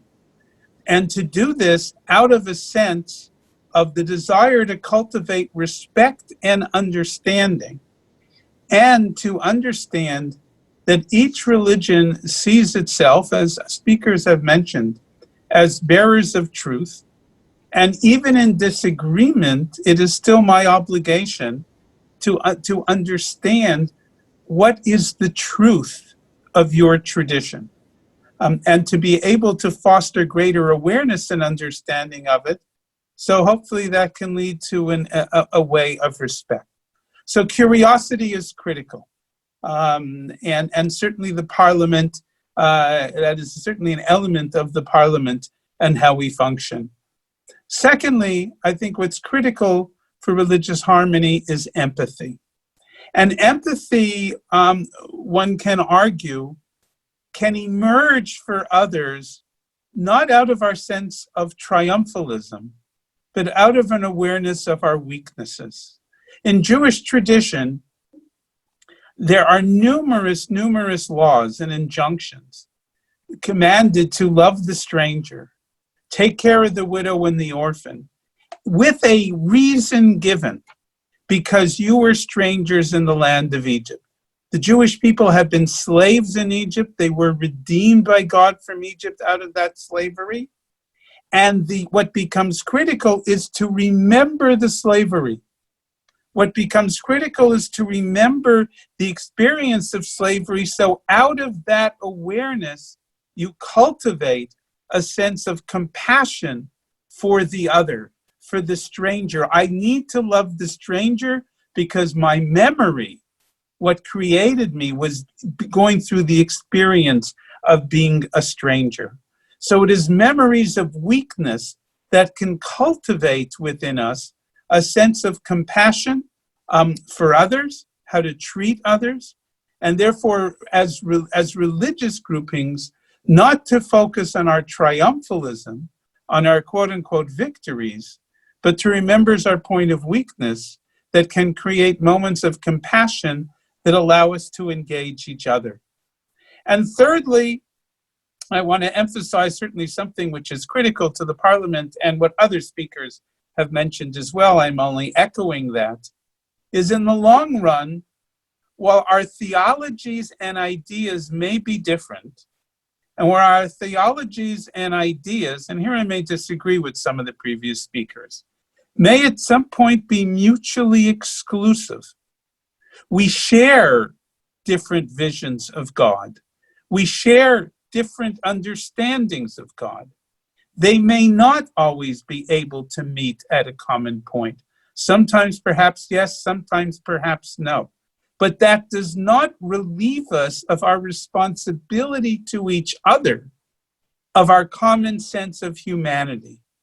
We must work together, not to find a common theology, but to create a society and a world in which we can function and exist in ways of respect, in ways of integrity, that allows us to work together for the betterment of humanity on our social issues, even if and even as we may remain religiously divided.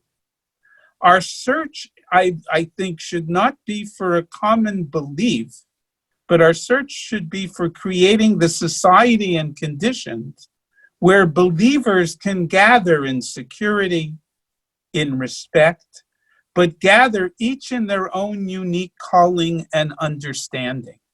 But that it is done because we have been concerned for each other, concerned for this planet, and understand that we may retain our individual theologies and beliefs and core identities, and that they are different, but that we also work together for the betterment of the world, so that our core identities, theologies, and differences can flourish together. Thank you. Thank you so much, Rabbi, for your very nice presentation on the interfaith harmony viewpoint from Jewish point of view. And now we next move on to Swami Sarvasthananda, the minister in charge of Ramakrishna Vedanta Society, Bonn and UK. He was associated with our Ramakrishna Ashram Rajkot for last 30 years. In various capacities, he was here in Rajkot for 30 years. Only last two years, he has moved on to UK. So he is well known to the devotees of Ramakrishna Ashram Rajkot. And he's also been appointed by our headquarters to represent Ramakrishna Mission at UNESCO in various countries as representative. And he's a very good speaker. We welcome Swami Sarvasthananda ji. Kindly give your presentation. Om Namah Sri Yatirajaya Vivekananda Suraye Satchit Sukha Swarupaya Swamine Tapaharine. First of all, accept my hearty greetings in this very important webinar on a very important day. We are celebrating the 127th anniversary of Swami Vivekananda's historic appearance at the Parliament of Religion, which set the global trend for interfaith harmony. The topic that has been given to me is the role of Ramakrishna movement in interfaith harmony. Now we have heard about how Sri Ramakrishna inspired the entire humanity and how Swami Vivekananda and other disciples followed it up and spread this message of universal harmony, message of unity in diversity. But ideologies, after the passing away of the founder, has to be institutionalized. That is the difficult part. It's very easy for an incarnation to come and spell out the message. And of course, it motivates and inspires people across countries, across cultures. but to institutionalize that practice. The main practice which Sri Ramakrishna spoke of and which his illustrious disciple Swami Vivekananda believed would enable interfaith harmony not only in the field of religion. When I say interfaith, it's not just interfaith as religion, but faith can be any secular faith. It can be an ideology. So we want harmony in all our activities, not just in religion, but also in other so-called secular activities. But religion is a great motive force, and how to consciously institutionalize this ideology of serving God in man. Religion, according to Swami Vivekananda, had been predominantly theocentric. We worshipped God in temples, in churches, in mosques, and most of the worship was based on faith and dogmas. And when there are dogmas and when there are different faiths, when there is diversity, it's very difficult to have unity. So spirituality, which is the core of religion, is the only way which can bring interfaith harmony not only in religion but in all other human endeavors. Serving God in man as a conscious, institutionalized practice has many implications, and the Ramakrishna movement has been doing it, serving God in man in its various activities. There are 4 implications. I'll just go through briefly because of paucity of time. The first implication is that we should treat all people we serve equally, irrespective of their denomination or their beliefs or status in society or any other division between human beings. So when Ramakrishna Mission people come to join the Ramakrishna movement, either the mission or its various activities, this is the first thing which we insist upon, that irrespective of caste, creed, religion, or nationality even, or any other division between human beings is not to be taken into consideration. This itself, this ideology itself, which was inspired by Swami Vivekananda, which inspired by Sri Ramakrishna and spread all over the world by Swami Vivekananda, beginning with his historic address at the Chicago Parliament of Religion, when it is practiced across many activities which we conduct, relief, educational, medical, and other service activities, and even religious activities, becomes a great enabler of harmony in society. It's a silent enabler. We don't have to preach it. It's a silent enabler of interfaith harmony. The second thing is, it means that as an institution, our stance, whatever we do, is not fundamentally sectarian or denominational. Though we say we belong to the Ramakrishna movement, it's a non-sectarian sect. It's a difficult term, difficult thing to understand. But non-sectarian sect means we accept all religions, all faiths as true, and our doors are open to everybody. In fact, if you see the monastic tradition of Ramakrishna movement, Ramakrishna Mission, people belonging to different faith, as long as one is a human being, we don't bother which religion, which faith he belongs to, he's born in. And everybody retaining his own diverse faith can be a part of the Ramakrishna order. That is one second important implication. So our stance is born out of what is it that will lead to the worship or service of God in man. It's a human-centric religion. In the best possible way, how do we interact with other people so that we worship the God that is in man?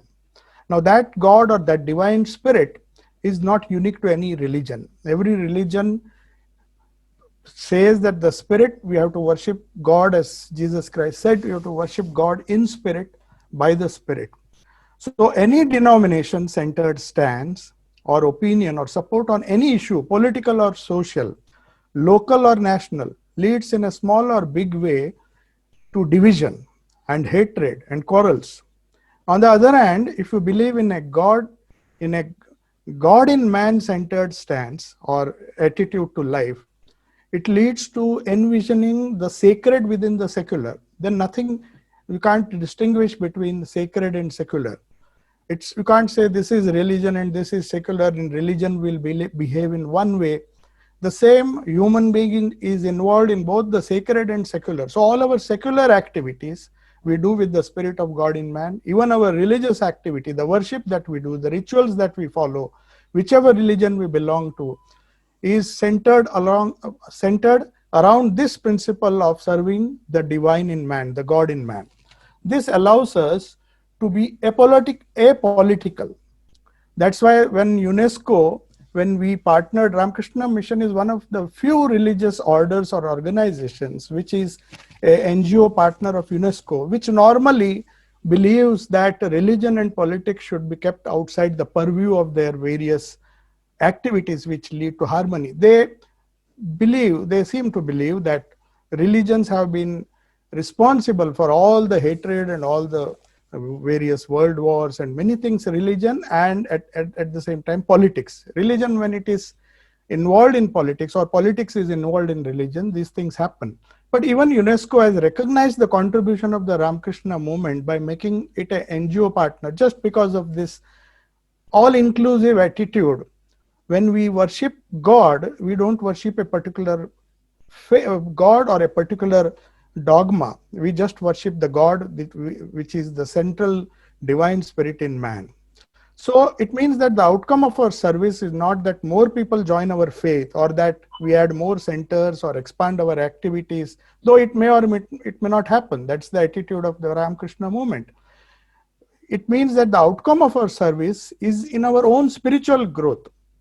And as individuals, while benefiting others equally at a material knowledge or a spiritual plane, we can do, the main target is to see that the divinity within is discovered and enhanced, and at the same time we try to help or try to serve, not help is a wrong word, we try to worship the God in man through material help, through help, secular knowledge, or spiritual help. This itself means that we are not and cannot be in conflict with any other religion or any other pathway. And last but not the least, when we serve God in man, we finally seek to help everybody to awaken to their own divinity, irrespective of their caste, creed, and religion. This is a process of development of strength of various grades.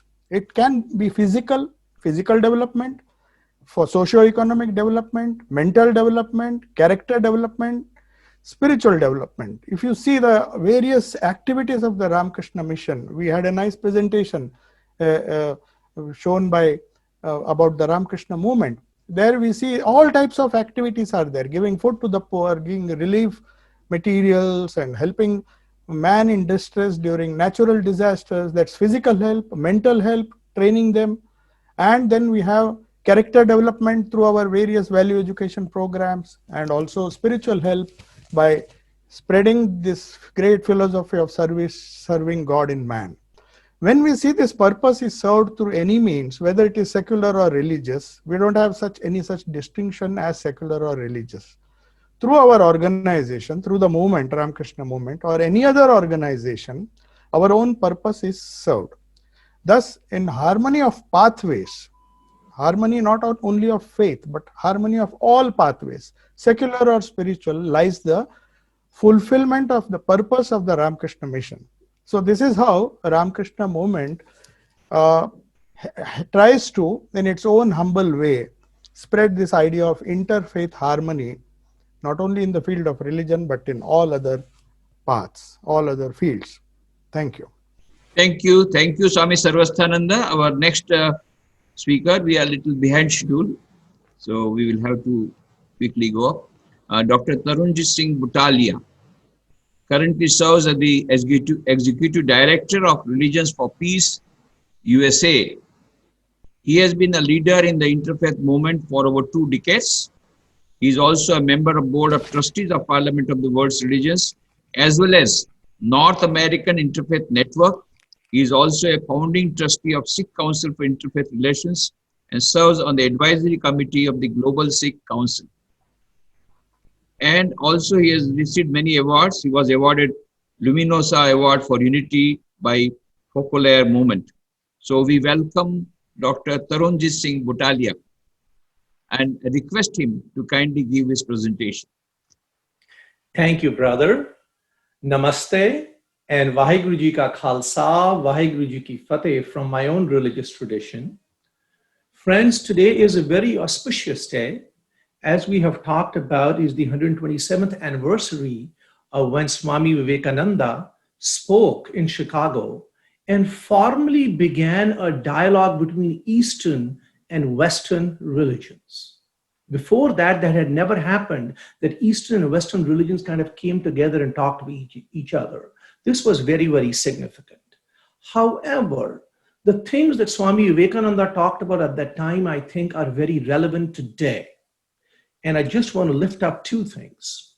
One is Swami Vivekananda had said that none of us can be truly free till we are all free.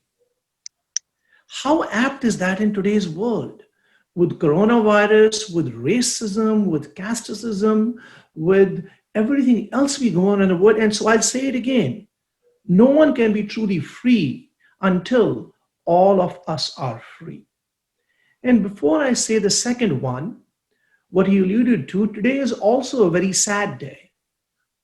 Today is the 19th anniversary of 9/11, when religion was used as a tool for violence and terrorism.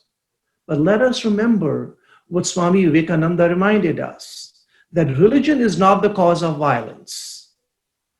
We as religious people, as extremists, if we become one, are the cause of violence. I'll say it again. Religion is not the cause of violence. It is when we as people of faith co-opt our agenda with politicians. That is when our faiths are used and misused. Friends, speaking on behalf of the Sikh faith, as some of you might be aware, that the Sikh faith believes that God pervades the entire creation. There is a part of God in you, there is a part of God in me, and we believe it is the same God.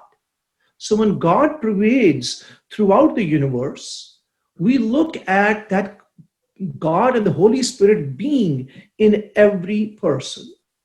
And from the Sikh religious tradition, it says that people have tried many, many ways to realize God and to achieve perfection.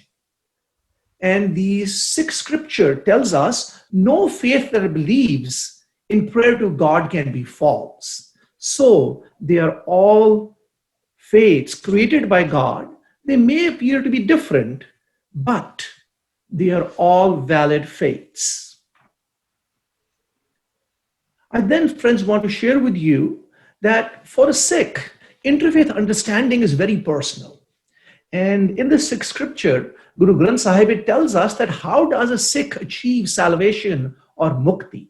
And it tells us that as a Sikh, I can achieve salvation or mukti when I see God's light in everyone. Everyone means there is no exception, okay? I have to be able to see God because God pervades the entire creation.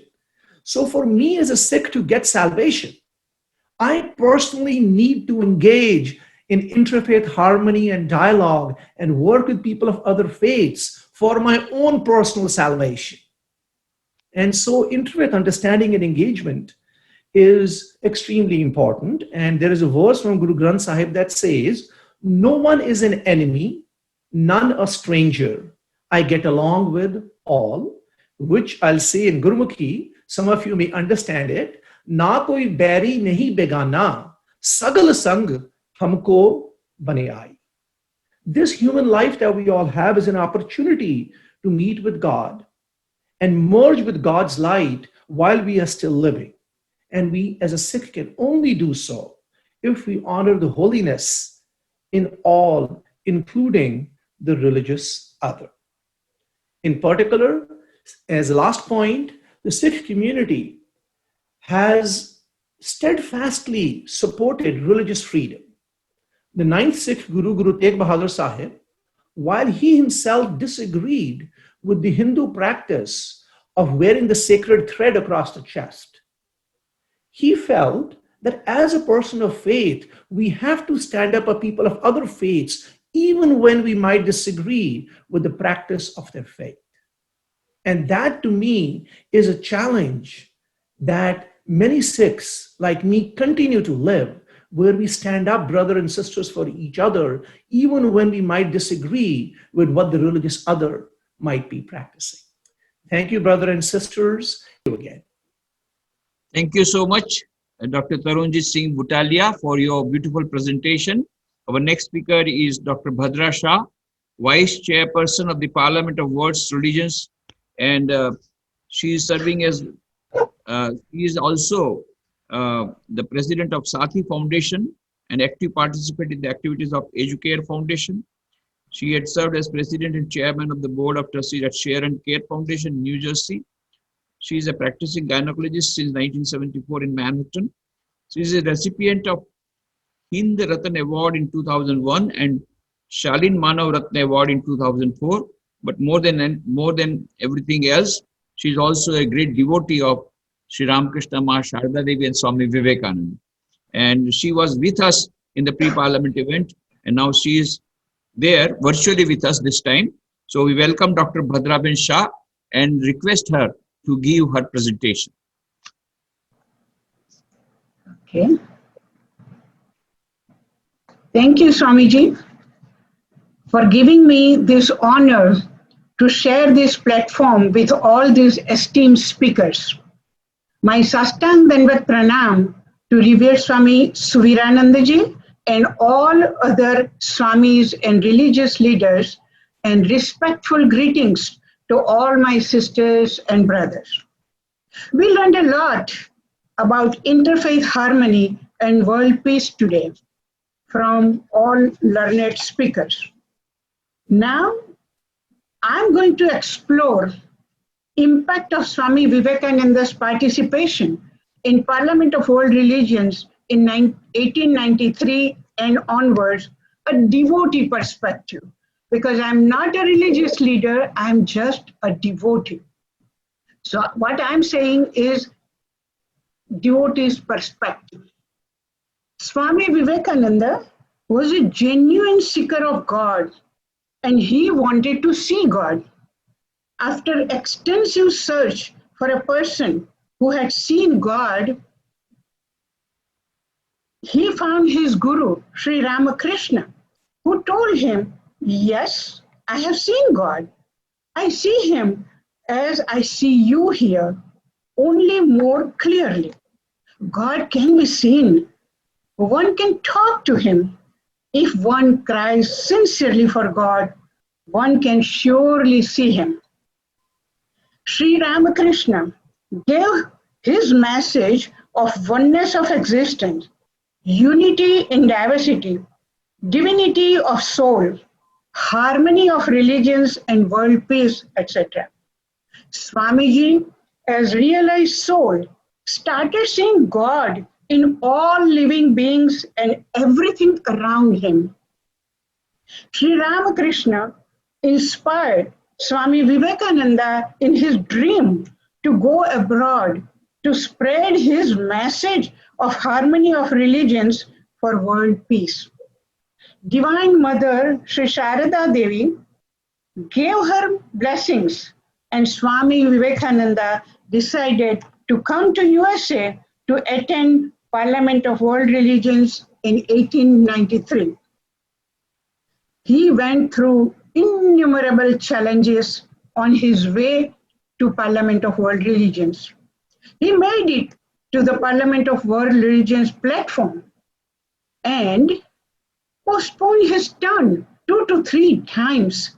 And finally, his guru took him to the podium and made him start his speech by addressing all in attendance as sisters and brothers of America.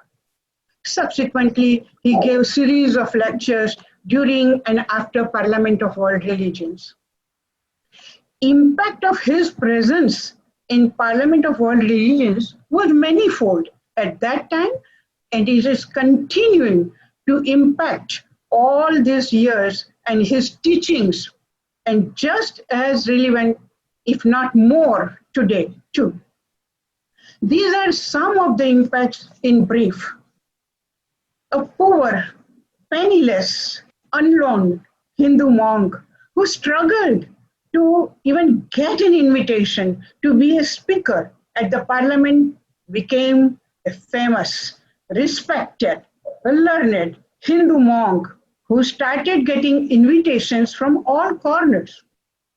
His speech and address to audience as Sisters and Brothers of America became one of the best speeches ever given. Such address to audience was never heard before, and he received 2 minutes of standing ovation and applause. In Parliament of World Religions in 2018, about 90% of the speakers addressed the audience as sisters and brothers, and it is fairly common practice now. Third, his genuine love for humanity became evident to many all over the world. Many genuine seekers of God, like Sister Christine, Sister Nivedita, and many more, came forward to learn more from him and help him in his quest to make the world more just and more peaceful for all. He saw the need for organization to spread his master's message, and Vedanta Society of New York was born. With help of his brother disciples and some hardworking devotees, now we have 221 registered centers of Ramakrishna Mission all over the world, spreading the message of interfaith harmony and peace.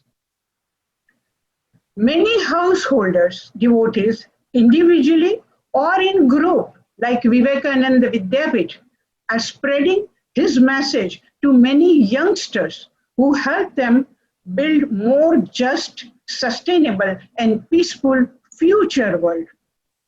Swami Vivekananda preached that all can practice different religions depending on their culture and preference to reach our final goal, but harmony among all religions is the only way to achieve world peace. Large number of books are written depending on Swami Vivekananda's teachings, including collection of his letters are made available in many languages for the benefit of seekers of God all over the world. Swami Vivekananda's teachings continues to inspire many devotees to lead life of truthfulness and see God in fellow human beings and extend the helping hand. Parliament of World Religions, 1893, became the first international interfaith organization where Swamiji's contribution was tremendous. He came with the message for the West, and Parliament of World Religion became a solid platform to begin his work. His struggles fulfilling his mission and his glorious success in achieving his goal will always inspire all seekers of God to focus on their goal of life with complete faith in Guru and Almighty for their blessings. Om Shanti, Shanti, Shanti. Thank you. Thank you very much, Bhadrabed. We now go over to next speaker, Beri Behar. She is the chairperson of Cape Town Interfaith Initiative. She is the co-winner of the 2019 His Majesty King Abdullah II Prize for the United Nations World Interfaith Harmony Week, and is also the South Africa coordinator for the Charter for Compassion.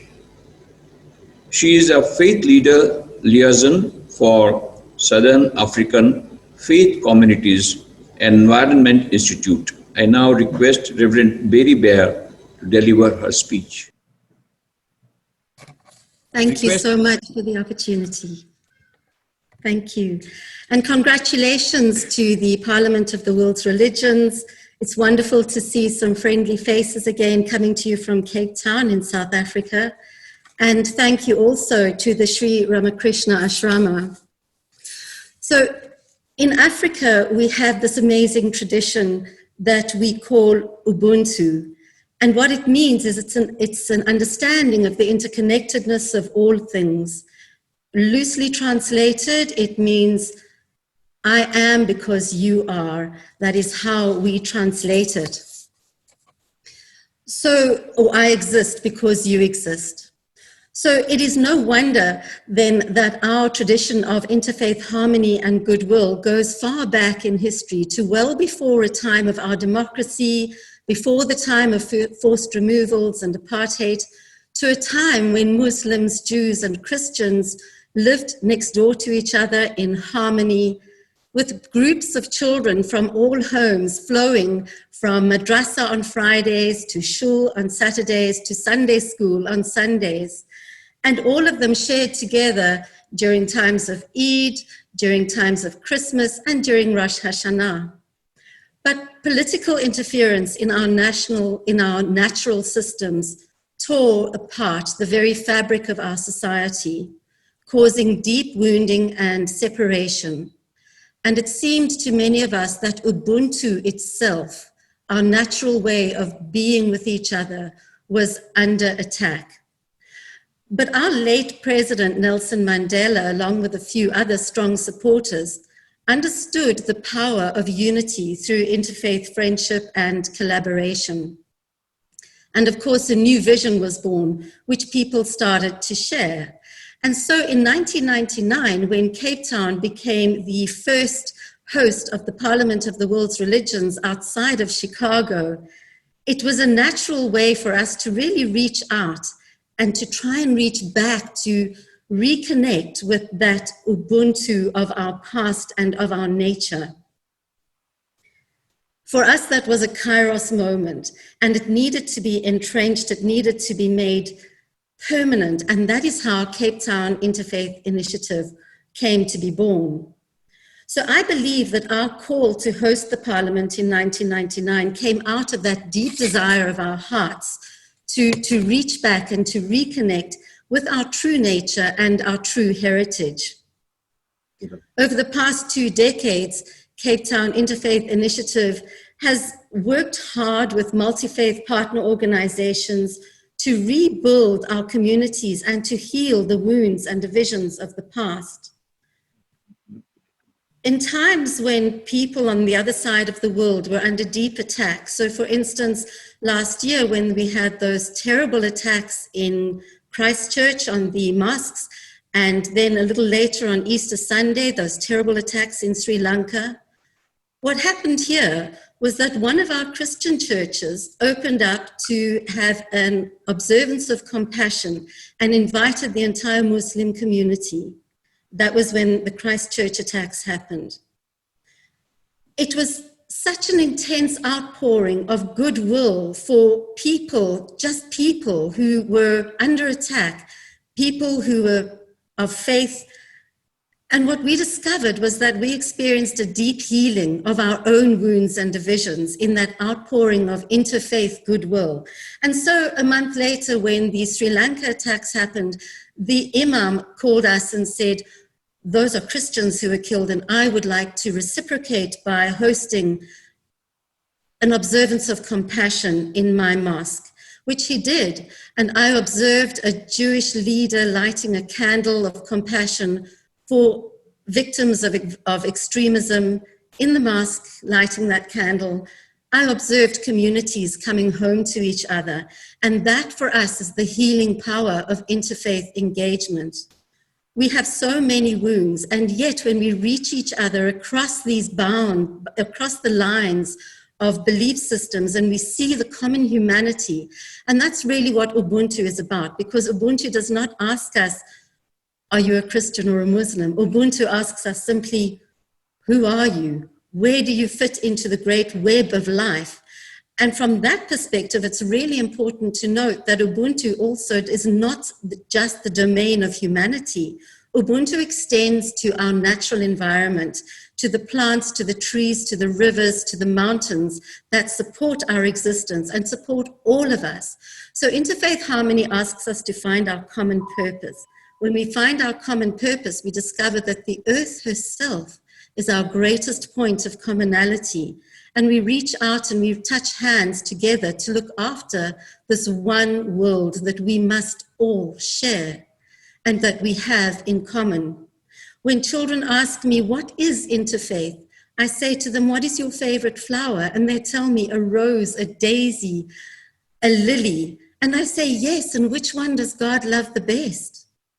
And that is what interfaith is, because God loves all of us the best, or the creative force of the universe loves all of us best, created us all with equal love and compassion.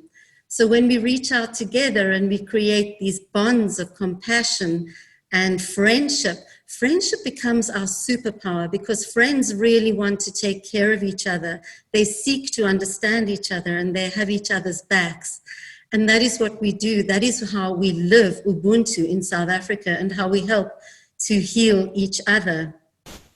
And so we are all part of this glorious garden on this glorious planet of ours, all planted in the same soil, fed by the same rain, kissed by the same sun, and nurtured by the same breeze and the same oxygen. The air that you breathe is the air that I breathe.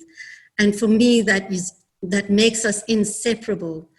So theologies of separation cannot hold together when we know that the air that you breathe is the air that I breathe, when we know that this one earth supports each and every one of us. So this wonderful tradition of Ubuntu, we speak to the environment that becomes as important to me as my mother, my father, my brothers, and my sisters.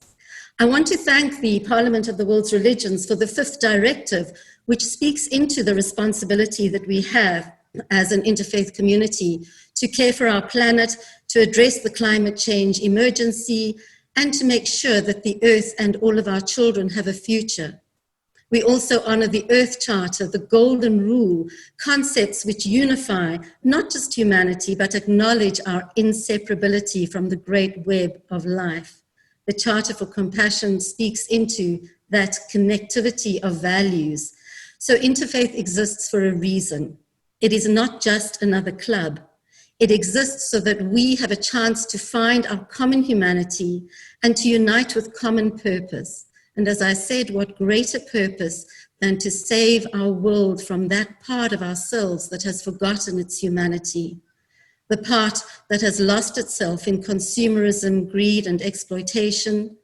So interfaith harmony exists to heal the world. It is our superpower, and we should not waste it. Thank you. Namaste. Thank you. Thank you very much. Thank you. Thank you very much for your speech, Reverend Mary Bear. She has given a very good speech. Now we move on. I know we are behind schedule, and but I will request you to just be on the program. It's a little more time. We are going to have next is a beautiful video presentation, cultural program of the Parliament of World's Religions International Convenings. With great difficulty, they have worked very hard, the video team, and they have brought out this cultural clip, video cultural clip. We will see that cultural clip, and then very quickly we will wrap up the session.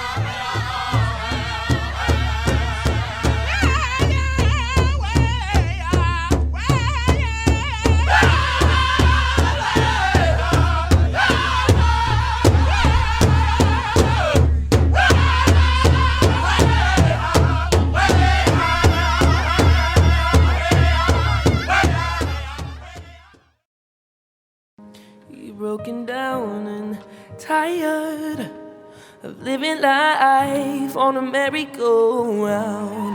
You can find a fighter, but I see it ain't you, so we gon' walk it out. Move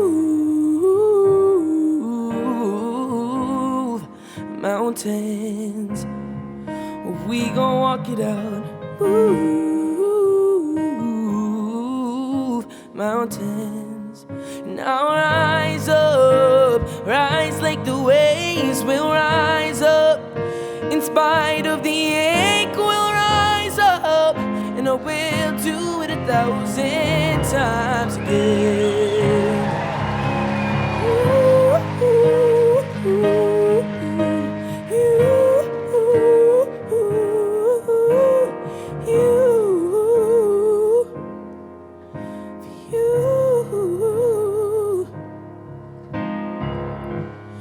Silence isn't quiet, and it feels like it's getting hard to breathe. I know you feel like dying, but I promise we will take the world to its feet and move mountains, bring it to its feet. Move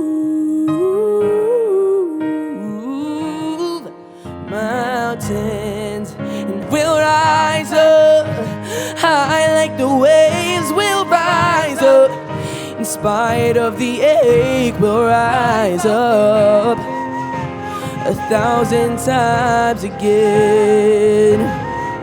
And we'll rise up high like the waves. We'll rise up, in spite of the ache. We'll rise up, and I will do it 1,000 times again.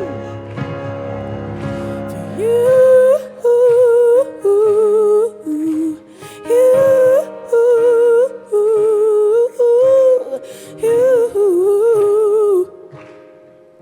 for you.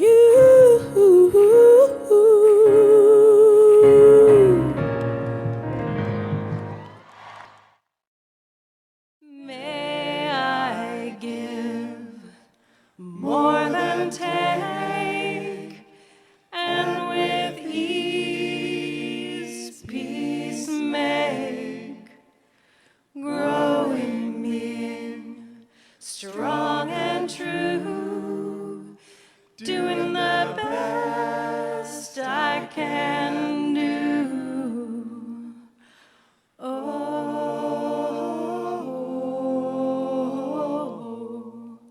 we can shine. Oh,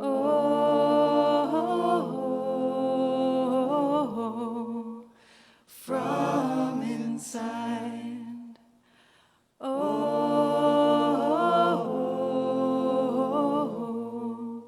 and light the way. Oh, to a new day.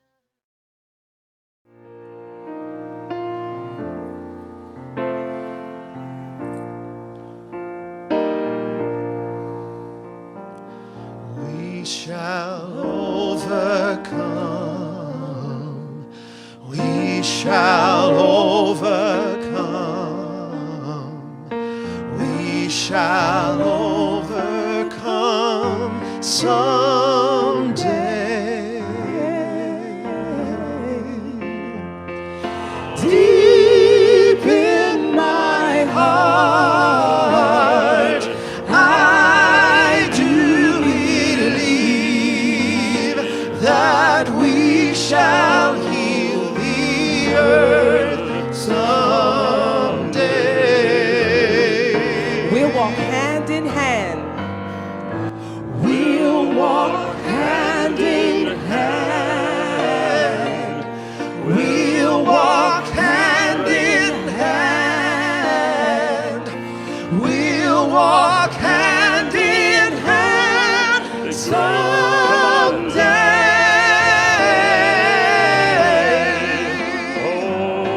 Deep in my heart, I do believe that we'll walk hand in hand someday. We shall overcome. We shall overcome. We shall overcome. We shall overcome someday.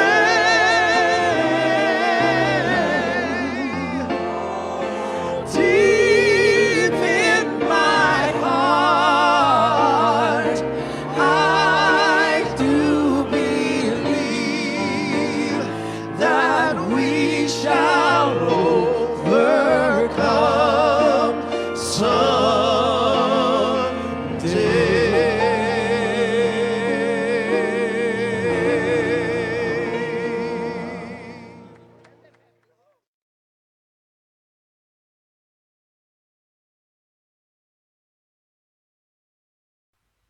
That was a beautiful presentation of the cultural programs of the various parliamentary religions that were held. And we now move on to a presentation video message from Ben Bowler, the director and founder of World Weavers. Is particularly focused on uniting, inspiring, and developing humanity to build a better world. He's a tireless proponent of interfaith and cross-cultural cooperation. Through World Weavers, he is offering spiritual tourism programs such as Monk for a Month, Sufi Mystic Experience, and others, which focuses on allowing participants to walk a mile in the shoe of their spiritual brothers and sisters from different faiths.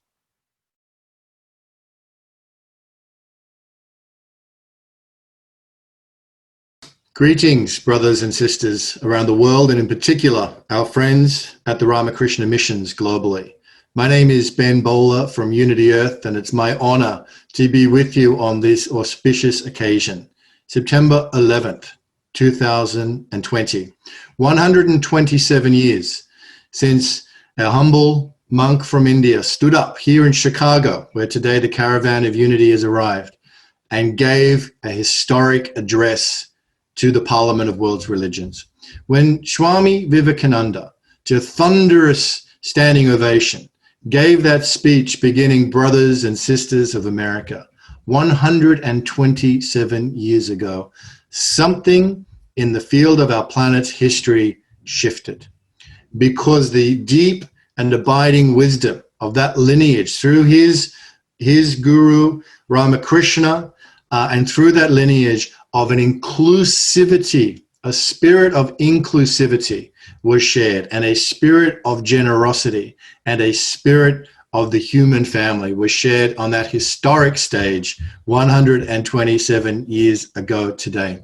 So I join with you all around the world in celebrating this great moment, a great moment for the Parliament of World's Religions, a great moment for the Ramakrishna Missions all around the world now that we have today, that the mission continues, the mission goes forward as we recollect and remember and commemorate this extraordinary historic moment. At Unity Earth, we are inspired by this moment in history, the birth of the Parliament of World's Religions and the historic speech of Swami Vivekananda echo and resonate around the world and out to the universe, the spirit of brotherhood and sisterhood that we so need in our time.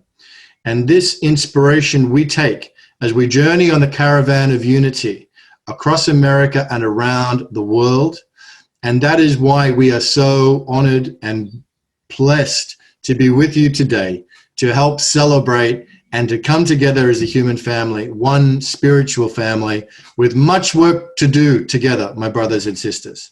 So today, let us pause, let us remember, let us celebrate, and let us also steel ourselves for the work at hand and the journey ahead. Congratulations for everything you are doing. Congratulations on this day. And may the spirit of brotherhood and sisterhood that Swami Vivekananda brought to America and to the world, may it prevail in our hearts, in our families, in our nations, and on our planet. Congratulations and ultimate respect to Ramakrishna and Vivekananda, and happy birthday to the Parliament of World's Religions. Thank you. We next go to the speaker. Next is Dr. Jayesh Shah. He is a doctorate on relevance of Mahabharata, Upanishads, and Bhagavad Gita in modern management, Sri Sciences. He also holds various other degrees and CEO of an international organization for more than 18 years. And then he has, but most importantly, he has been the ambassador of the Parliament of World's Religion from many years, right from inception. And then he was the first ambassador from Gujarat for the Parliament of the World's Religion. And he is a good of, he's been associated with us for a long time. And he was with us for organizing the pre-parliament event at Vadodara, also on the pre-parliament event in Rajkot in 2018. So, very dynamic ambassador of the Parliament of Religions. I welcome Dr. Jayesh Shah and request him to give his presentation. I am very happy to participate in this wonderful webinar, Swamiji. Among all spiritual leaders who not only carry out their own practice sincerely, but also take action to solve problems they encounter in a non-violent way. Climate change and terrorism are among the world's greatest challenges at present. All of us have to be aware of the damage intolerant thinking does to the society. The world must have now think over the need for peace in our hearts, or if we seek to create peace in the world. The entire 7 billion human beings wants happiness and joy, but instead are faced by multitude of problems, many of which are man-made. So there is a contradiction. No one wants problems, and yet we seem to bring them on ourselves. How does this come about? As a result of our emotions, especially our destructive emotions, anger and jealousy are related to our sense of self-centeredness and our disregard for others. Self-centeredness easily gives rise to fear, which foster irritation, which when it blazes into anger can provoke violence. The time has come to accept that if we are talking about peace in the world, we have to consider peace within ourselves first. On the one hand, if we have a self-centered attitude, an artificial smile on our face, and seek to deceive others with sweet words, that is one kind of violence. On the other, when a parent or a teacher or like my tutor uses harsh words entirely out of concern for a child's welfare, that is non-violent. So the demarcation between violence and non-violence isn't just about the nature of the action, it's about motivation. That is why we need to pay more attention to compassion. Constant fear, anger, and suspicion undermine our whole system, whereas compassion has the effect of strengthening it. The Parliament of World Religion is created to cultivate harmony among the world's religious and spiritual communities and foster their engagement with the world and its guiding institutions. The vision of the Parliament is of a just, peaceful, and sustainable world in which religious and spiritual communities live in harmony and contribute to a better world from their riches of wisdom and compassion. Religious and cultural fears and hatred are replaced with understanding and respect. People everywhere come to know and care for their neighbors. The richness of human and religious diversity is woven into the fabric of communal, civil, societal, and global life. The world's most powerful and influential institutions move beyond narrow self-interest to realize common good. The earth and all life are cherished, protected, healed, and restored. All people commit to living out their highest values and aspirations. To achieve the vision of the Parliament, it seeks to promote inter-religious harmony rather than unity. The problem with seeking unity among religions is the risk of loss of unique and precious character of each individual religious and spiritual tradition. This understanding is key to our framework. Interreligious harmony, on the other hand, is an attainable and highly desirable goal. In a lighter tone, I want to say that we believe in a salad therapy and not in a soup therapy. Means we believe in a salad plate and not in a soup bowl. Such an approach respects and is enriched by the particularities of each tradition. We all grow up appreciating love and affection. We learn that jealousy doesn't make us happy, whereas if we deal with each other honestly, truthfully, and transparently, we will be content. The world cannot have peace till countries and people begin to reduce their selfish desires for more and more materialistic possessions. Differences in religious beliefs and practices should not hinder the progress of people working for the world peace. They should work in harmony and cooperation in the true spirit of service. Peace and humanity campaigns should be organized from time to time so that the world can become an embodiment of harmony, love, brotherhood, peace, and prosperity. Thank you. Thank you so much, Dr. Jay Shah, for your beautiful presentation. And now I would request Audrey Kitagawa to kindly sum up the whole proceedings so that we go on to the next and last item of vote of thanks. So please, Audrey Kitagawa. Thank you so much, Swamiji. And what a joyous day this has been. So rich in the wisdom of the different faith perspectives on interfaith harmony. It is really heartening to know the commitment of the presenters today to interfaith harmony and the recognition of how the different faiths working together can address global issues and maximize their ability to create change through their joint cooperative efforts. We heard from the Christian, Islamic, Buddhist, Jain, Jewish, Sikh, and the Ramakrishna Missions movement, civil society, and the role of all these faiths supporting the work of the United Nations in its 75-year history.